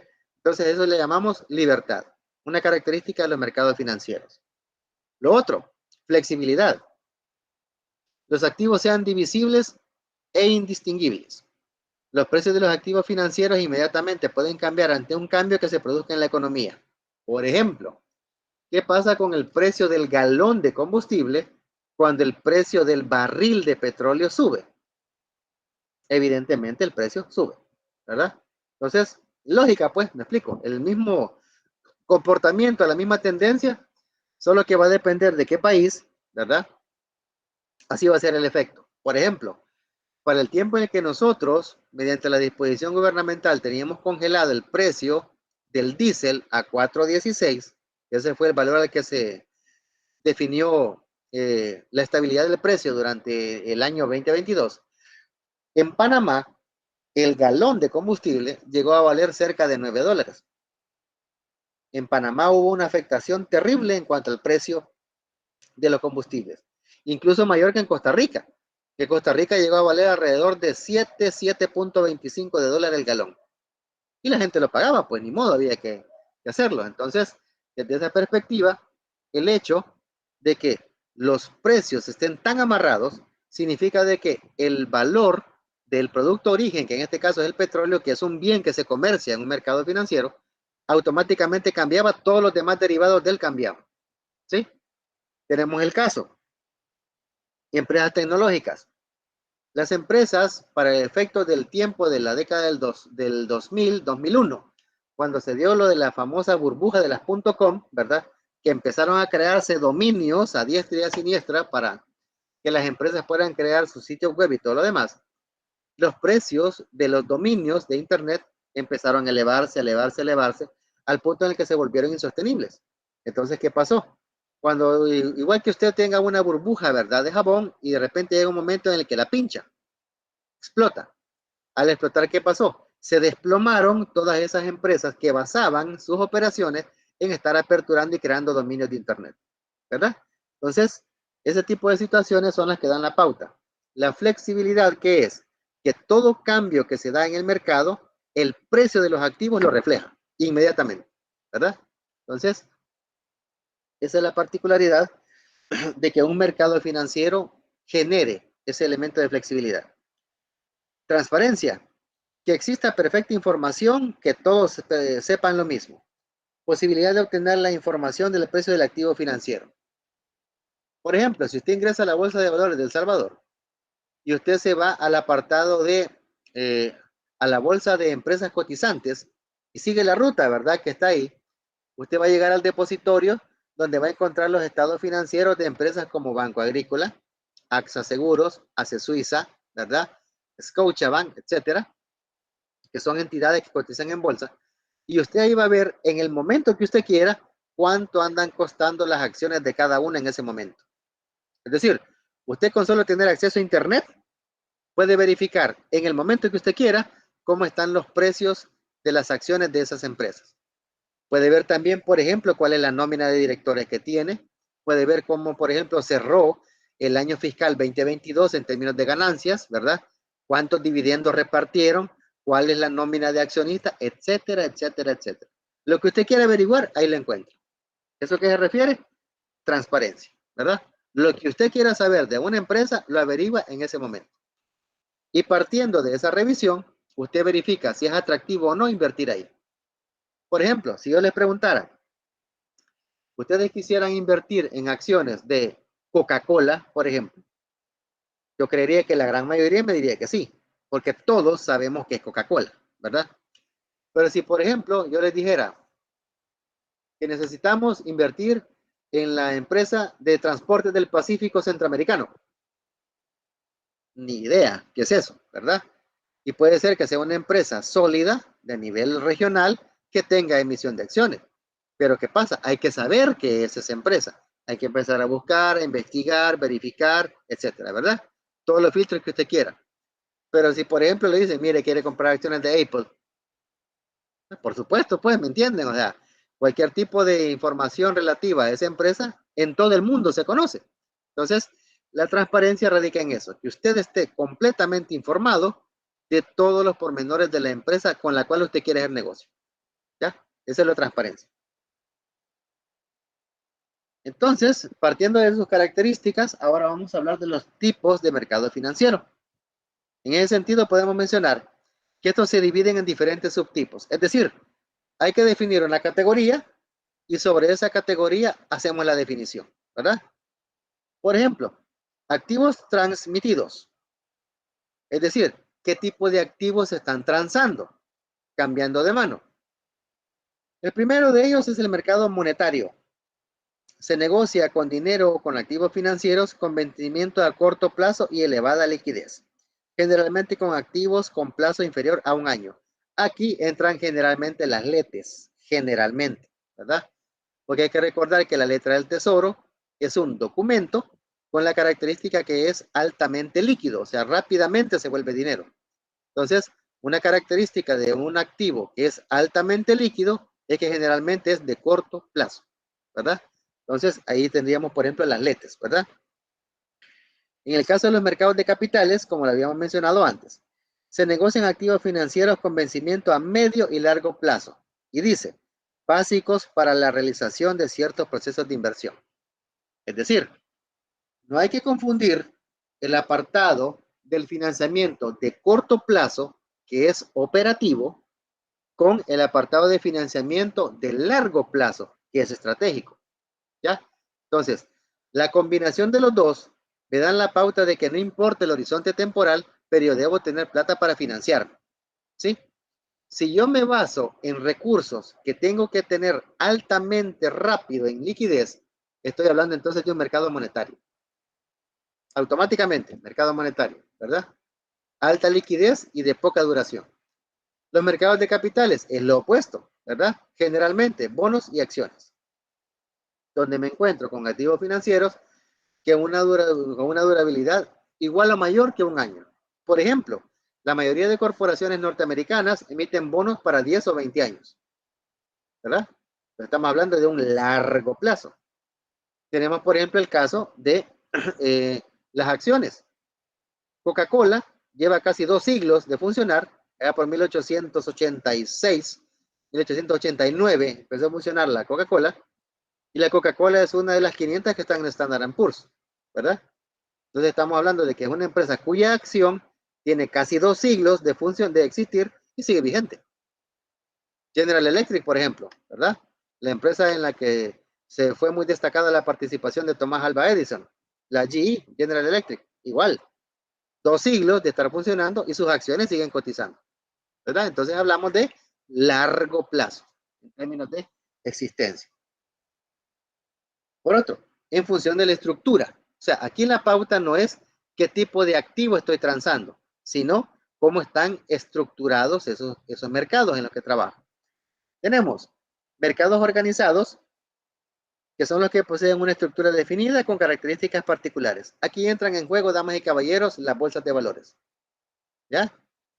La de Japón, la de Estados Unidos, la nuestra, etcétera, ¿verdad? Son mercados, tipos de mercados organizados, porque tienen una estructura y una dinámica de trabajo particular.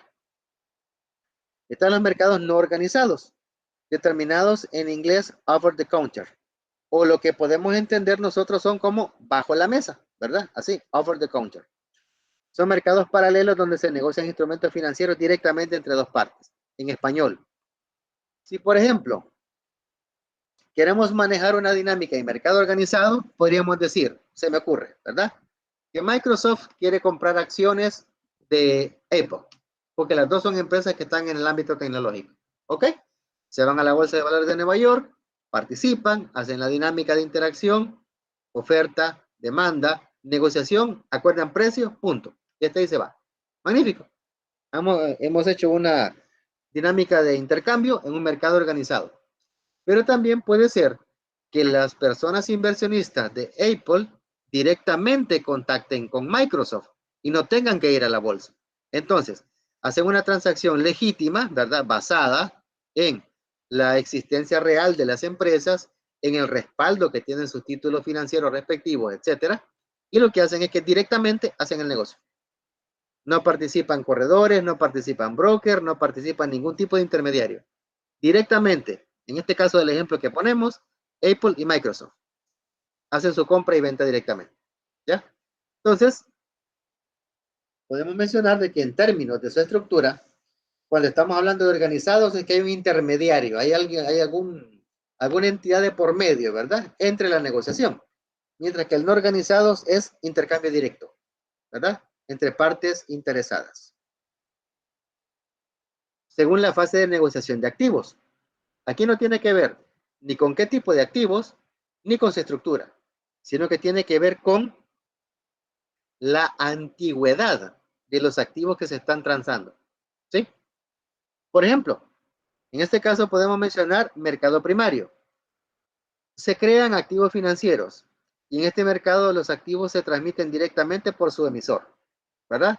Es decir, una empresa que nunca ha cotizado en bolsa hace todo el proceso respectivo, se le acredita y después emite su tramo de activos financieros, ya sean bonos o acciones. ¿Sí? Son bonos nuevos, ¿verdad? Acciones nuevas. En el caso del mercado secundario, solo se intercambian activos financieros que ya existen y que fueron emitidos con anterioridad. Por ejemplo, un ejemplo que me gusta mencionar aquí es cuando allá por alrededor del 2015, si la memoria no me engaña, Mark Zuckerberg decidió que iba a volver pública la propiedad de Facebook, generando su participación en la bolsa de valores. Antes de esa fecha, Facebook era un monstruo, ¿verdad? En términos tecnológicos, en términos de el ámbito de generación de ingresos, etcétera. Pero por cuestiones legales y algunas presiones por ahí, ¿verdad? Que recibió Zuckerberg, se vio en la necesidad de apegarse a la normativa y establecer su empresa ya a lo que era la venta pública. Entonces, ¿qué pasó? Cuando en ese año se vendieron las acciones de Facebook, esas eran acciones nuevas. Entonces, estábamos hablando de que eso ocurrió en un mercado primario. Pero si usted, por ejemplo, quiere comprar acciones de General Motors, ¿verdad? Que tiene casi 75, 80 años de funcionar, entonces estamos hablando de que estamos en un mercado secundario, porque estamos transando activos financieros de entidades ya existentes, ¿verdad? Según la perspectiva geográfica, esto se aclara, como les había mencionado. Que lo interrumpa. ¿En qué momento pasa una de primario a secundario? ¿Hay un plazo de tiempo o cómo es el proceso? Solo por Excelente pregunta. La característica del mercado primario es única y exclusivamente cuando un activo entra al mercado. ¿Sí? Cuando un activo entra, porque nunca antes estaba, hablamos del mercado primario, o sea, es primera vez a la que los inversionistas tienen acceso al mismo. ¿Sí? ¿Cuándo pasa? Vea qué irónico. ¿Cuándo pasa de primario a secundario? Cuando ocurre un intercambio de propiedad de esos activos financieros. Por ejemplo, usted compró las acciones de Facebook en el 2015, cuando salió. Esa fue una operación de mercado primario, ¿ya? Porque acababan de salir. Vengo yo y un día después, por ejemplo, le digo a usted, véndamela. Usted me la vende, ya es el mercado secundario. Porque yo estoy comprando una acción ya existente. Mientras que usted compró una acción que acababa de entrar al mercado. ¿Se capta la idea? Sí, sí. Ok, muy bien, excelente. Entonces, quiere decir, disculpe, Master, que es cuando prácticamente estamos revendiendo un producto. Exactamente. En este caso, acción. Exacto. La reventa de una acción comprada en un mercado primario automáticamente genera que sea el mercado secundario. Porque la reventa, ¿qué implica? Que cambia de propiedad de la persona originalmente compradora a otra. Entonces, para el que está comprando, ¿qué es? Es un activo que ya existe. ¿Me explico? Entonces, excelente. Y para el que está adquiriendo es un activo primario. El que la adquirió al momento de emitirse, activo primario, ¿verdad? En mercado primario. Pero el que se la recompra, como usted mencionaba, ¿verdad? La reventa de eso ya cae dentro de lo que es la dinámica del secundario.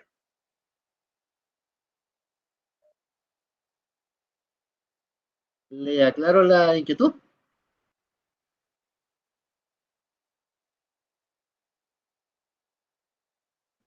Ok, muy bien, excelente. Por aquí nos pregunta Armando, ¿existen regulaciones para los mercados secundarios?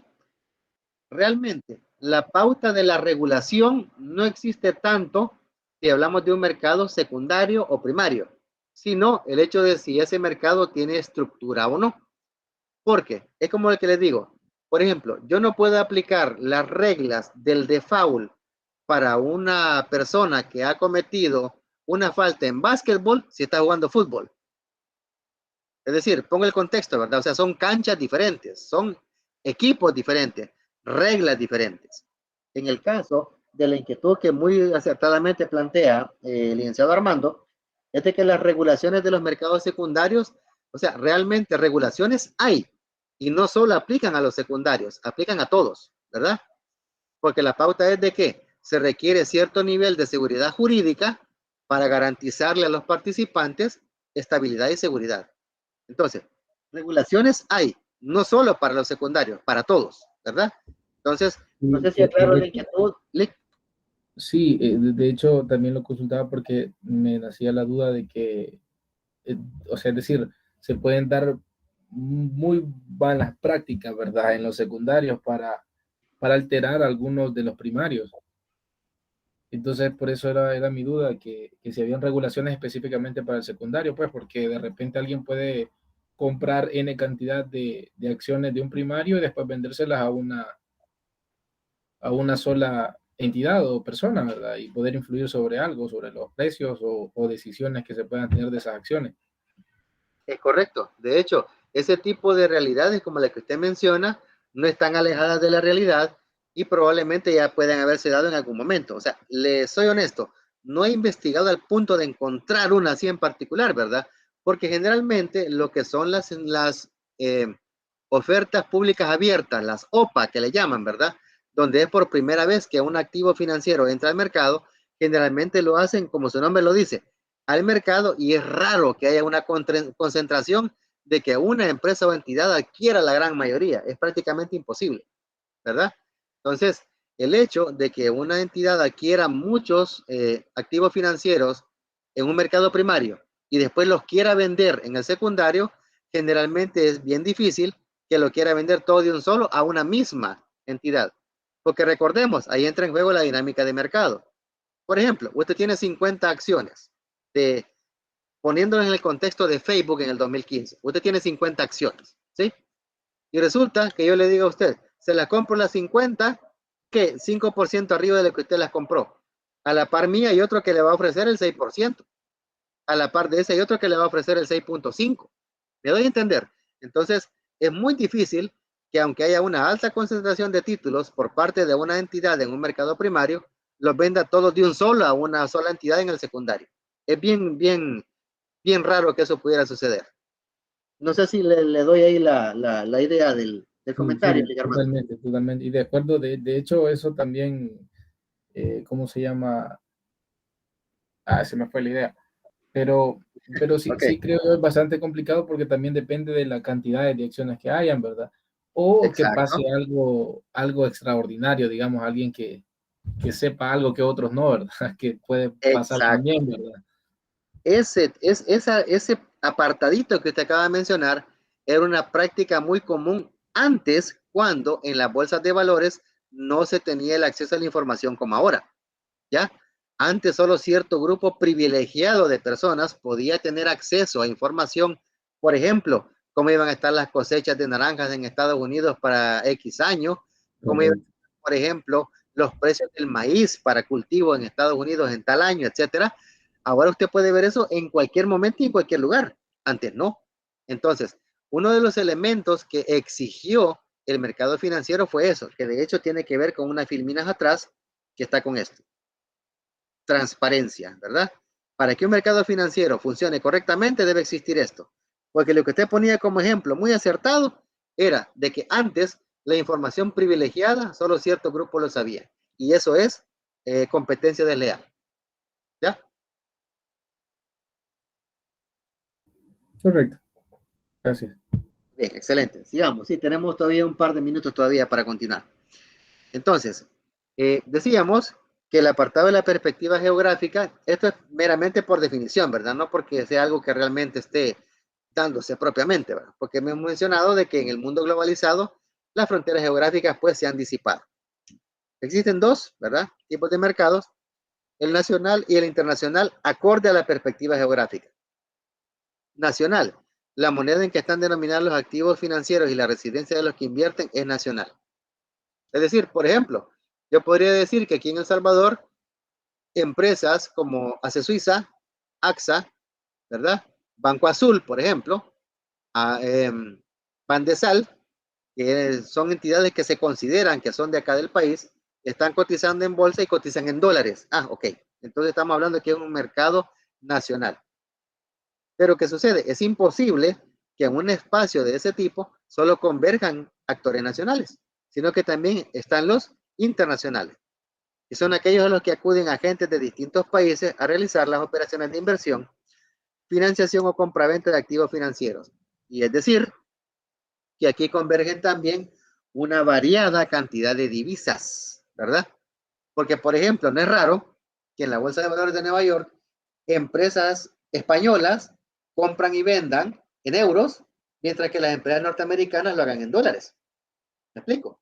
Así como hay distintas nacionalidades de empresas que convergen en ese espacio, también existen diversos tipos de monedas.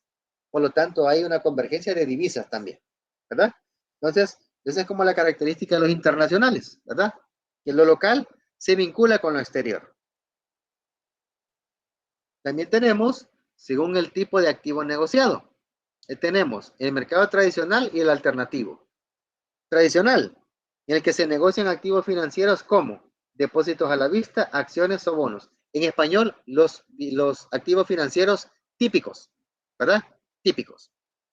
Está el mercado alternativo. En este se negocian otro tipo de activos, tales como inversiones en cartera, pagarés, factoring, propiedad raíz, fondos de capital privado, fondos de capital de riesgo, cobertura, derivados, swaps, forward, etcétera, ¿verdad? Entonces, ¿qué quiere decir? Usted asocie la palabra bono, acción, depósito a la vista a lo tradicional. Es decir, lo que siempre, ¿verdad?, se ha intercambiado en un mercado financiero. Mientras que el alternativo comprende todo el tipo de activos diferente a los que están arriba. Es decir, en el alternativo usted puede encontrar, por ejemplo, titularizaciones, que no tienen nada que ver con bonos, acciones o depósitos a la vista. ¿Sí? Está el apartado del factoring, por ejemplo, que es cuando usted vende sus cuentas por cobrar, ¿verdad? Y para que otro se las haga efectiva, ¿verdad? Usted tiene una cuenta por cobrar de 100, la vende en 80, usted recibe 80, en cuanto a liquidez, automáticamente usted vuelve dinero, $80, pero los 20 que usted perdió son los que tiene de ganancia la empresa a la que usted le vendió su cuenta por cobrar, porque es ella la que la va a cobrar. Ejemplo típico en esto, damas y caballeros, son las agencias de cobranza a las que requieren las instituciones bancarias cuando hay algunos créditos que pasan ya del periodo tipificado para recuperar. ¿Sí? La banca ha determinado, en base a estudios y análisis, ¿verdad?, que no le es operativamente eficiente destinar tiempo y recursos en andar generando gestiones de cobro más allá de los 60 días, cuando ya presenta un crédito de esa mora. Evidentemente, pues hay castigo a reserva y otras cosas por ahí, ¿verdad? Pero la entidad financiera se desvincula del seguimiento, búsqueda y gestión de cobro porque lo delega a una entidad externa, casi siempre agencias de cobro. Entonces, esa es como una alternativa, ¿verdad?, de un factoring relativo a un compromiso pendiente. Y así, ¿verdad? Otro ejemplo que podríamos mencionar, pero que denotan el hecho de que nos salimos de lo normal, de lo común, ¿verdad? O como dice la palabra arriba, tradicional. Otros mercados, ¿verdad?, que así muy brevemente vamos a mencionar. Tendríamos los mercados de commodities, ¿verdad?, que tiene que ver con mercancías. Es decir, aquí lo que estrictamente compramos y vendemos son elementos materiales. Por ejemplo, hierro, cobre, bronce, acero, ¿verdad? Podemos comprar y vender, por ejemplo, cosechas. Podemos comprar y vender madera, etcétera. Podemos comprar y vender roca. Ya, o sea, es algo tangible, un elemento así, que permiten el comercio de este tipo de activos, ¿verdad? Hablamos de elementos materiales. Segundo, mercado de derivados. Provee instrumentos para el manejo de riesgo financiero. Lo que les decía, no corro el mismo riesgo comprando acciones de una empresa que se basa en el precio del petróleo que las acciones de una empresa cuyo precio se base en el precio del mercado del petróleo. ¿Ya? Son diferentes. Mercado de forward. El ejemplo que pusimos hace unos momentos, ¿verdad? Cuando surgió la inquietud de cómo operaba un forward y cuánto valía, entre comillas, el forward, ¿verdad? Estos proveen contratos estandarizados para comerciar productos a una fecha futura. En español, hoy acuerdo las condiciones de compra y entrega de un bien que me van a dar en otra oportunidad, mañana, pasado, etcétera, ¿verdad? Ahora, defino.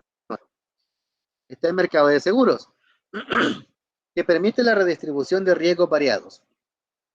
Esto, damas y caballeros, ha tomado una importancia sumamente elevada después del evento que ocurrió el 11 de septiembre del 2001.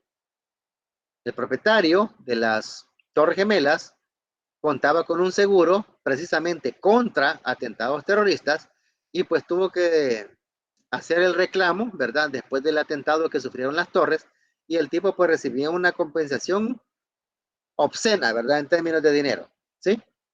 Lo otro, también tenemos casos de empresas aseguradoras como las que aseguran viviendas en zonas como Los Ángeles, por ejemplo, en México, o lugares cerca de la zona de la Faja de San Andrés, que ustedes saben que es una zona bastante conocida por los movimientos telúricos, ¿verdad?, por esa zona de terremotos.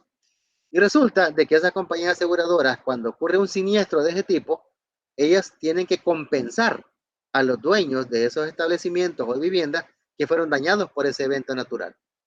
Ahora, ¿cada cuánto tiempo ocurre un terremoto? ¿Ah?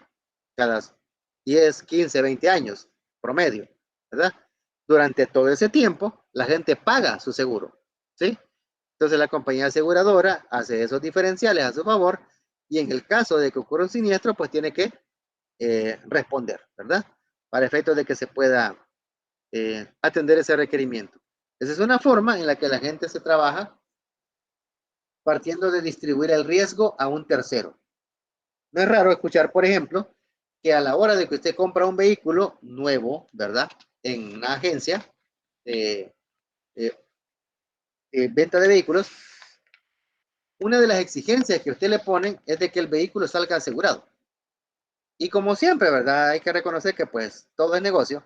Le dicen, puede buscar usted su aseguradora o se lo vendemos nosotros, ¿verdad? Y si usted lo va a buscar afuera, debe cumplir X, Y, Z requisitos, debe tener esta particularidad, debe tener tanto tiempo de funcionamiento, etcétera, etcétera. La gente, para no complicarse, ¿qué hace? Ah, no, el de ustedes, va, punto. Y ahí va el negocio, ¿verdad? Entonces, otro, con el caso de la figura de la mayoría de instituciones financieras que manejan el producto de préstamo para adquisición de vehículos. Una exigencia, además del seguro de deuda, que es el que protege el préstamo si el titular fallece, ¿verdad?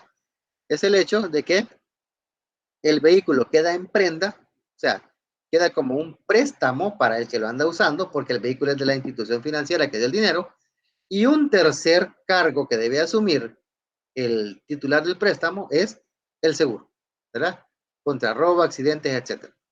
Entonces, para que vean cómo opera el detalle de los seguros, porque si una persona tuviera un siniestro, por ejemplo, en vez de pagar él, ¿qué? 15, 20 mil dólares de responsabilidad civil, el seguro se lo cubre, ¿verdad? Claro, esto tiene que ver con los elementos de matemática actuarial y otras cosas por ahí, ¿verdad? Que están enfocadas en las tasas de mortalidad, índices de supervivencia, etcétera, pues que ya escapan un poco, ¿verdad? De la plática que tenemos, pero que se vinculan con, precisamente, el mercado de seguros. Y lo que mencionábamos también del mercado de divisas, ¿verdad?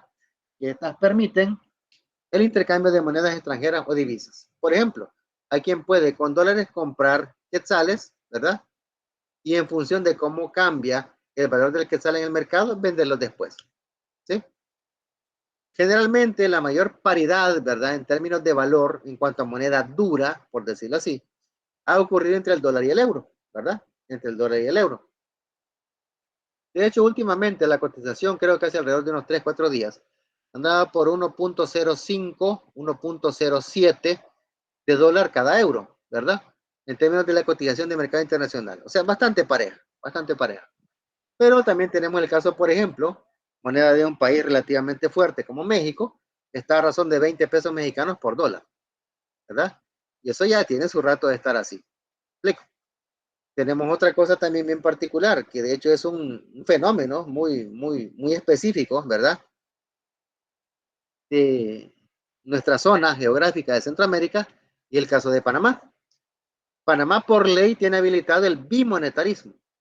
En Panamá circula de manera paralela dólar y balboa. Usted paga con un dólar, le dan vuelta en balboa. Usted paga con balboa, le dan vuelta en dólares. Punto. Entonces, eso es una particularidad que indica que la moneda ha sido fijada por ley, ¿verdad? A razón de paridad 1 a 1. Entonces, la divisa en este caso, en el caso de Panamá, pueden comprar y vender tanto en dólares como en balboa. ¿Sí?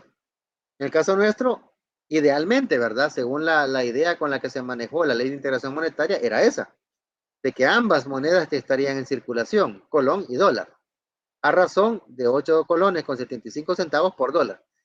Pero todos sabemos que no fue así, sino que el colón fue retirado, ¿verdad?, de la economía y únicamente se dejó la moneda dólar. Entonces, esos pequeños ejemplos que estoy poniendo dan la noción, dan la connotación de cómo operaría un mercado de divisas, ¿verdad? Acorde al país. Porque recordemos, ¿verdad?, que los elementos de regímenes cambiarios y la competitividad, pues también se ven afectadas, ¿verdad?, por ese tipo de realidades. Muy bien. Una consulta. Sí, diga. ¿Será que esta relación que acaba de hacer del colón y el dólar, así como el balboa en Panamá y el dólar, eso se debe a que la moneda, bueno, el colón no tiene el valor o el respaldo del oro que tiene el dólar? Ah, excelente, muy bien, buena pregunta, muy buena pregunta, excelente, va. Porque si es así, aplicaría lo mismo para el balboa en su caso, ¿verdad? En su momento también. Correcto, excelente, sí.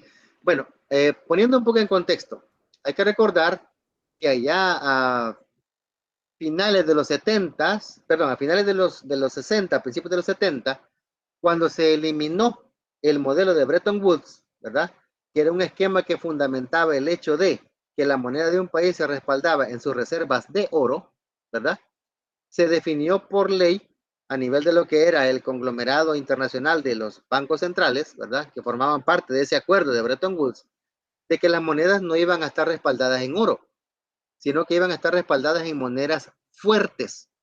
Y evidentemente, pues en ese entonces, allá por los 70, ¿verdad?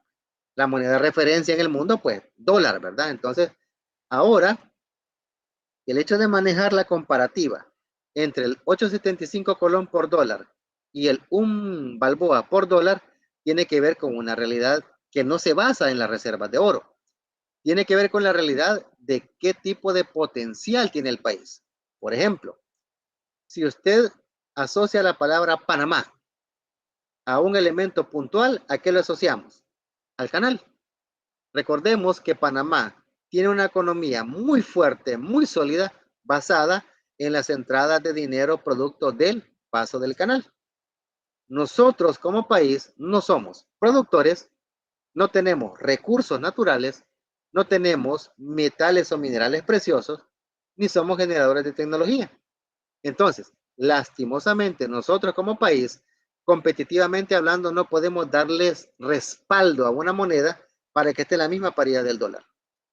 Recordemos, si tenemos un poquito de cultura general, ¿verdad? Esto que voy a mencionar, recordemos que fueron norteamericanos los que llegaron a asentarse a Panamá para construir el canal. Y Estados Unidos estuvo manejando el canal hasta finales del siglo pasado. ¿Ya? Entiendo que en 1999 fue entregada formalmente la propiedad del canal a Panamá. Y fue cuando se dio la fuga, ¿verdad?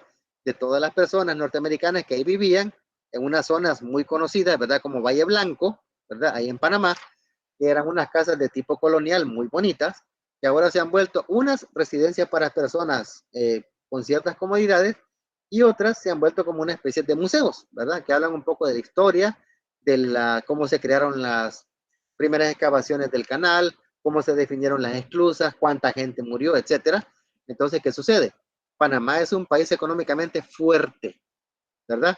Basado en el apartado de que, además de su extensión territorial, su riqueza geográfica, etcétera, el apartado del potencial que tiene como destino para comercio. Entonces, por eso, el gobierno panameño en su momento, que le mentiría la fecha exacta, pero ya hace un buen rato, por ley definió la paridad de 1 balboa por dólar, precisamente por eso. No sé si le aclaro la inquietud ahí, licenciado. Bastante bien, la verdad, sí tenía esa duda, porque también cuando se emite, bueno, normalmente quizás es bien lógico pensar de que cuando hay una crisis también se emite, es decir, ¿por qué no se emite más papel, verdad? Okay. Pero, y leía también por la reserva, bueno, antes, como se lo mencionaba, se le daba valor a la moneda por la reserva, ¿verdad? Correcto. Pero cuando hay una crisis no se emite también, y veo bastante como le comento, notas de periódicos y todo eso que empiezan a explicar, ¿verdad? Que afectan la inflación, etcétera, y también por las reservas de oro que es decir, como ya no se tienen reservas, por ende, si se imprime más papel, va a perder el valor. Exacto. Porque la percepción del país es quizás un poquito relativo también, ¿verdad? Que está fundamentado también con hechos del potencial de crecimiento que pueda tener este mismo. Exacto, exacto. Recordemos de que Panamá fue un destino por décadas de inmensas cantidades de dinero, inversionistas de varias partes del mundo al ver el alto potencial. De hecho, si ustedes tuvieran oportunidad de poder visitar el país, se lo comento por experiencia, pues porque por misericordia de Dios y un poco de necedad, ¿verdad?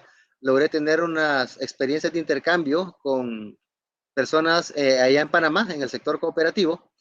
Ahí ustedes van a ver una gran variedad de etnias, o sea, ustedes van a ver gente rubia, gente con barba, gente de ojos azules, haciendo pareja con personas mulatas, ¿verdad?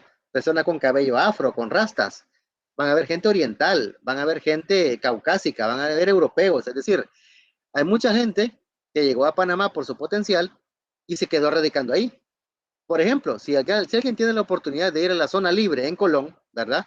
que es como la panacea en términos de comercio ahí en Panamá, ustedes van a encontrar personas árabes, van a encontrar judíos, van a encontrar musulmanes, van a encontrar personas de Sudáfrica, van a encontrar japoneses, van a encontrar chinos, taiwaneses, dueños de negocios viviendo en Panamá, casados con personas de Panamá y con hijos que han sido nacidos y criados ahí. Entonces, esa misma variedad étnica es promovida por el alto potencial que como país tiene. Aquí en nuestro país no tenemos eso, ¿verdad?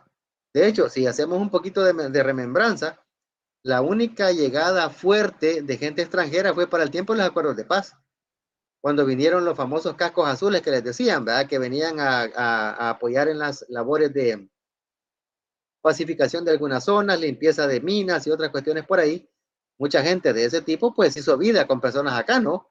O solamente pues tuvieron descendencia y se retiraron, ¿verdad? Y los hijos quedaron aquí.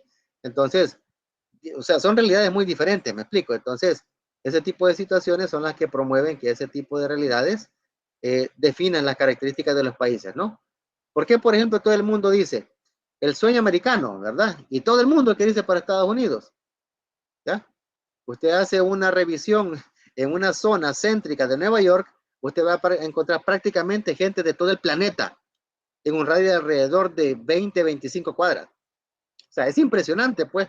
¿Por qué? Porque toda la gente ve el potencial y pretende intentar de ver de qué manera, pues, prospera, ¿verdad? Entonces, son un poquito ahí lo de las realidades. No sé si le aclaro ahí la inquietud, licenciado. Correcto, muchas gracias. Ok, perfecto, muy bien. Entonces, informarles, damas y caballeros, que parece mentira, pero ya se llegaron las 9, ¿verdad? Creo que pues ha sido bastante amena, ¿verdad? La interacción, porque realmente no he sentido el tiempo, no sé ustedes, pero en honor al tiempo, damas y caballeros, deberíamos cerrar en este momento y manejaríamos para el próximo viernes, después de vacaciones, la continuación de los temas sobre lo que es de regulación financiera y los demás contenidos. En ese sentido, pues partiendo de lo que hemos hablado, por el momento no vamos a tener ninguna actividad evaluada, ¿verdad? No voy a subir ningún apartado que requiera entregable porque estamos en la parte introductoria, ¿verdad? Me faltan algunos temas que discutir con ustedes y pues evidentemente vamos a vacación, ¿verdad? Vacación entre comillas, me explico, porque sé que todos pues tenemos labores que cumplir, ¿verdad? Indistintamente pues el ámbito académico. Entonces, no sé, me gustaría cerrar por el momento escuchando algunas valoraciones. Por ejemplo, ¿qué les ha parecido? ¿Qué concepto tienen de lo que hemos platicado? ¿Qué valoración tienen de la discusión? Me gustaría escucharlos para que después cerremos la grabación y les pueda compartir el enlace por el WhatsApp. Queda abierto el espacio. Excelente ponencia, Master. Realmente hay temas que uno no los analiza a profundidad y cuando uno realmente se mete a investigar, por decirlo así, es que se da cuenta de esta información. Ahora comprendo más cosas, como por ejemplo el caso que pasó con Silicon Valley Bank, que y ahora sabemos por qué quebró, por la falta de la liquidez que no tenía en ese momento. Aunque también influyeron otros factores, pero realmente, como le digo, yo estoy contento con esta maestría y espero aprender bastante de usted y de los demás compañeros, porque he notado que todos andamos en la jugada, como decimos, ¿verdad? Así que solamente eso, muy bueno, realmente. Excelente, gracias, gracias. Muy amable por sus palabras. Gracias, Lick. ¿Alguien más?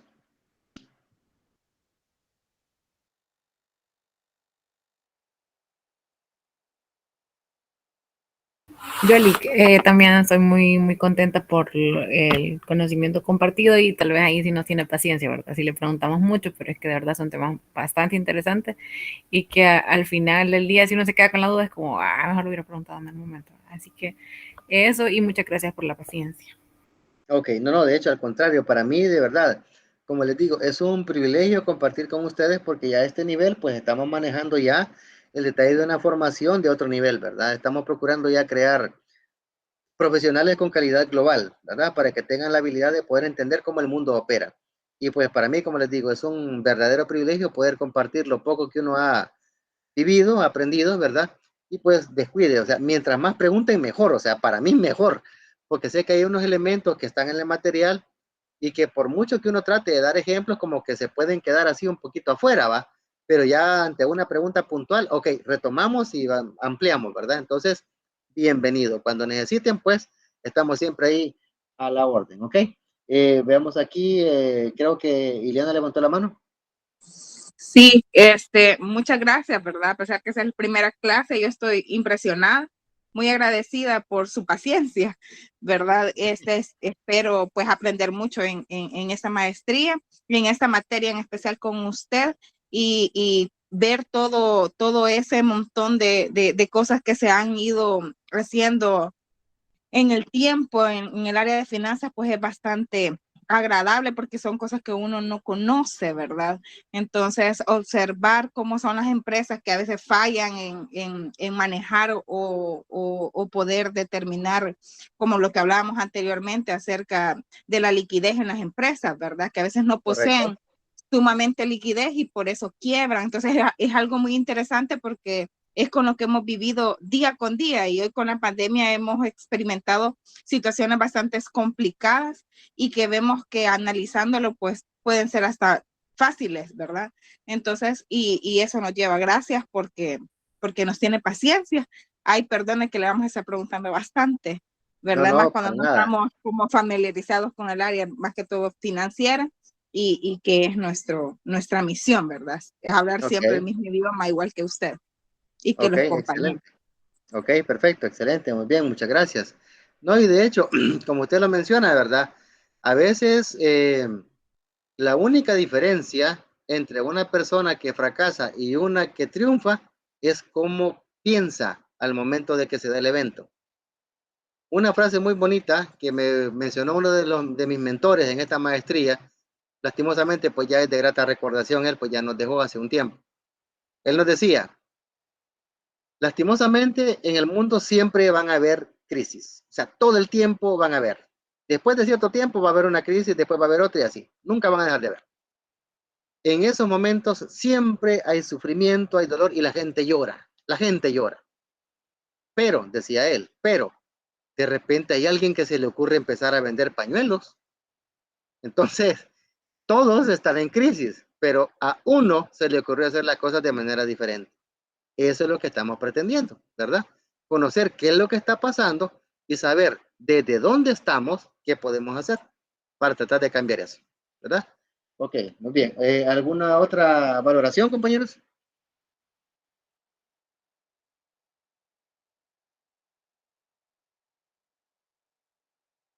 No. Ok, vemos que...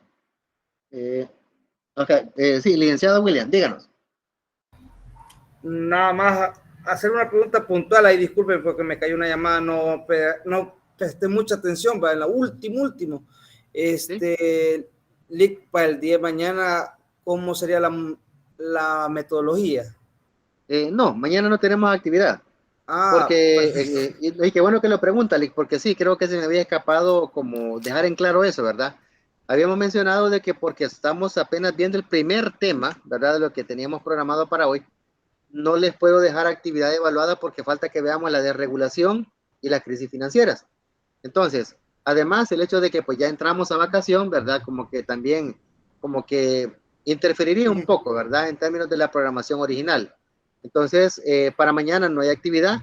Lo que me comprometo es hacerles llegar eh, la calendarización, ya el cronograma de trabajo, ¿verdad? Con las actividades y todo en el transcurso del fin de semana, para que se vayan proyectando cómo vamos a trabajar al regresar de vacaciones. Por el momento, pues solamente la discusión y pues no tendríamos actividad para el día de mañana, ni tampoco actividad evaluada para estos días. No sé si Perfecto, sí, perfecto, Lick, porque tengo turno mañana en San Salvador, así que me salvé por un... Ok, de qué, no hay problema, Lick, de acuerdo, estamos ahí, siempre en la disposición de poder apoyar ahí, no hay ningún problema, tanto a ustedes pues como a cualquiera de los maestrantes, no hay ningún problema. Gracias, Ok, Lick, feliz. perfecto, entonces, damas y caballeros, voy a dejar de compartir pantalla y voy a en este momento a cerrar la grabación para que se vaya generando el enlace.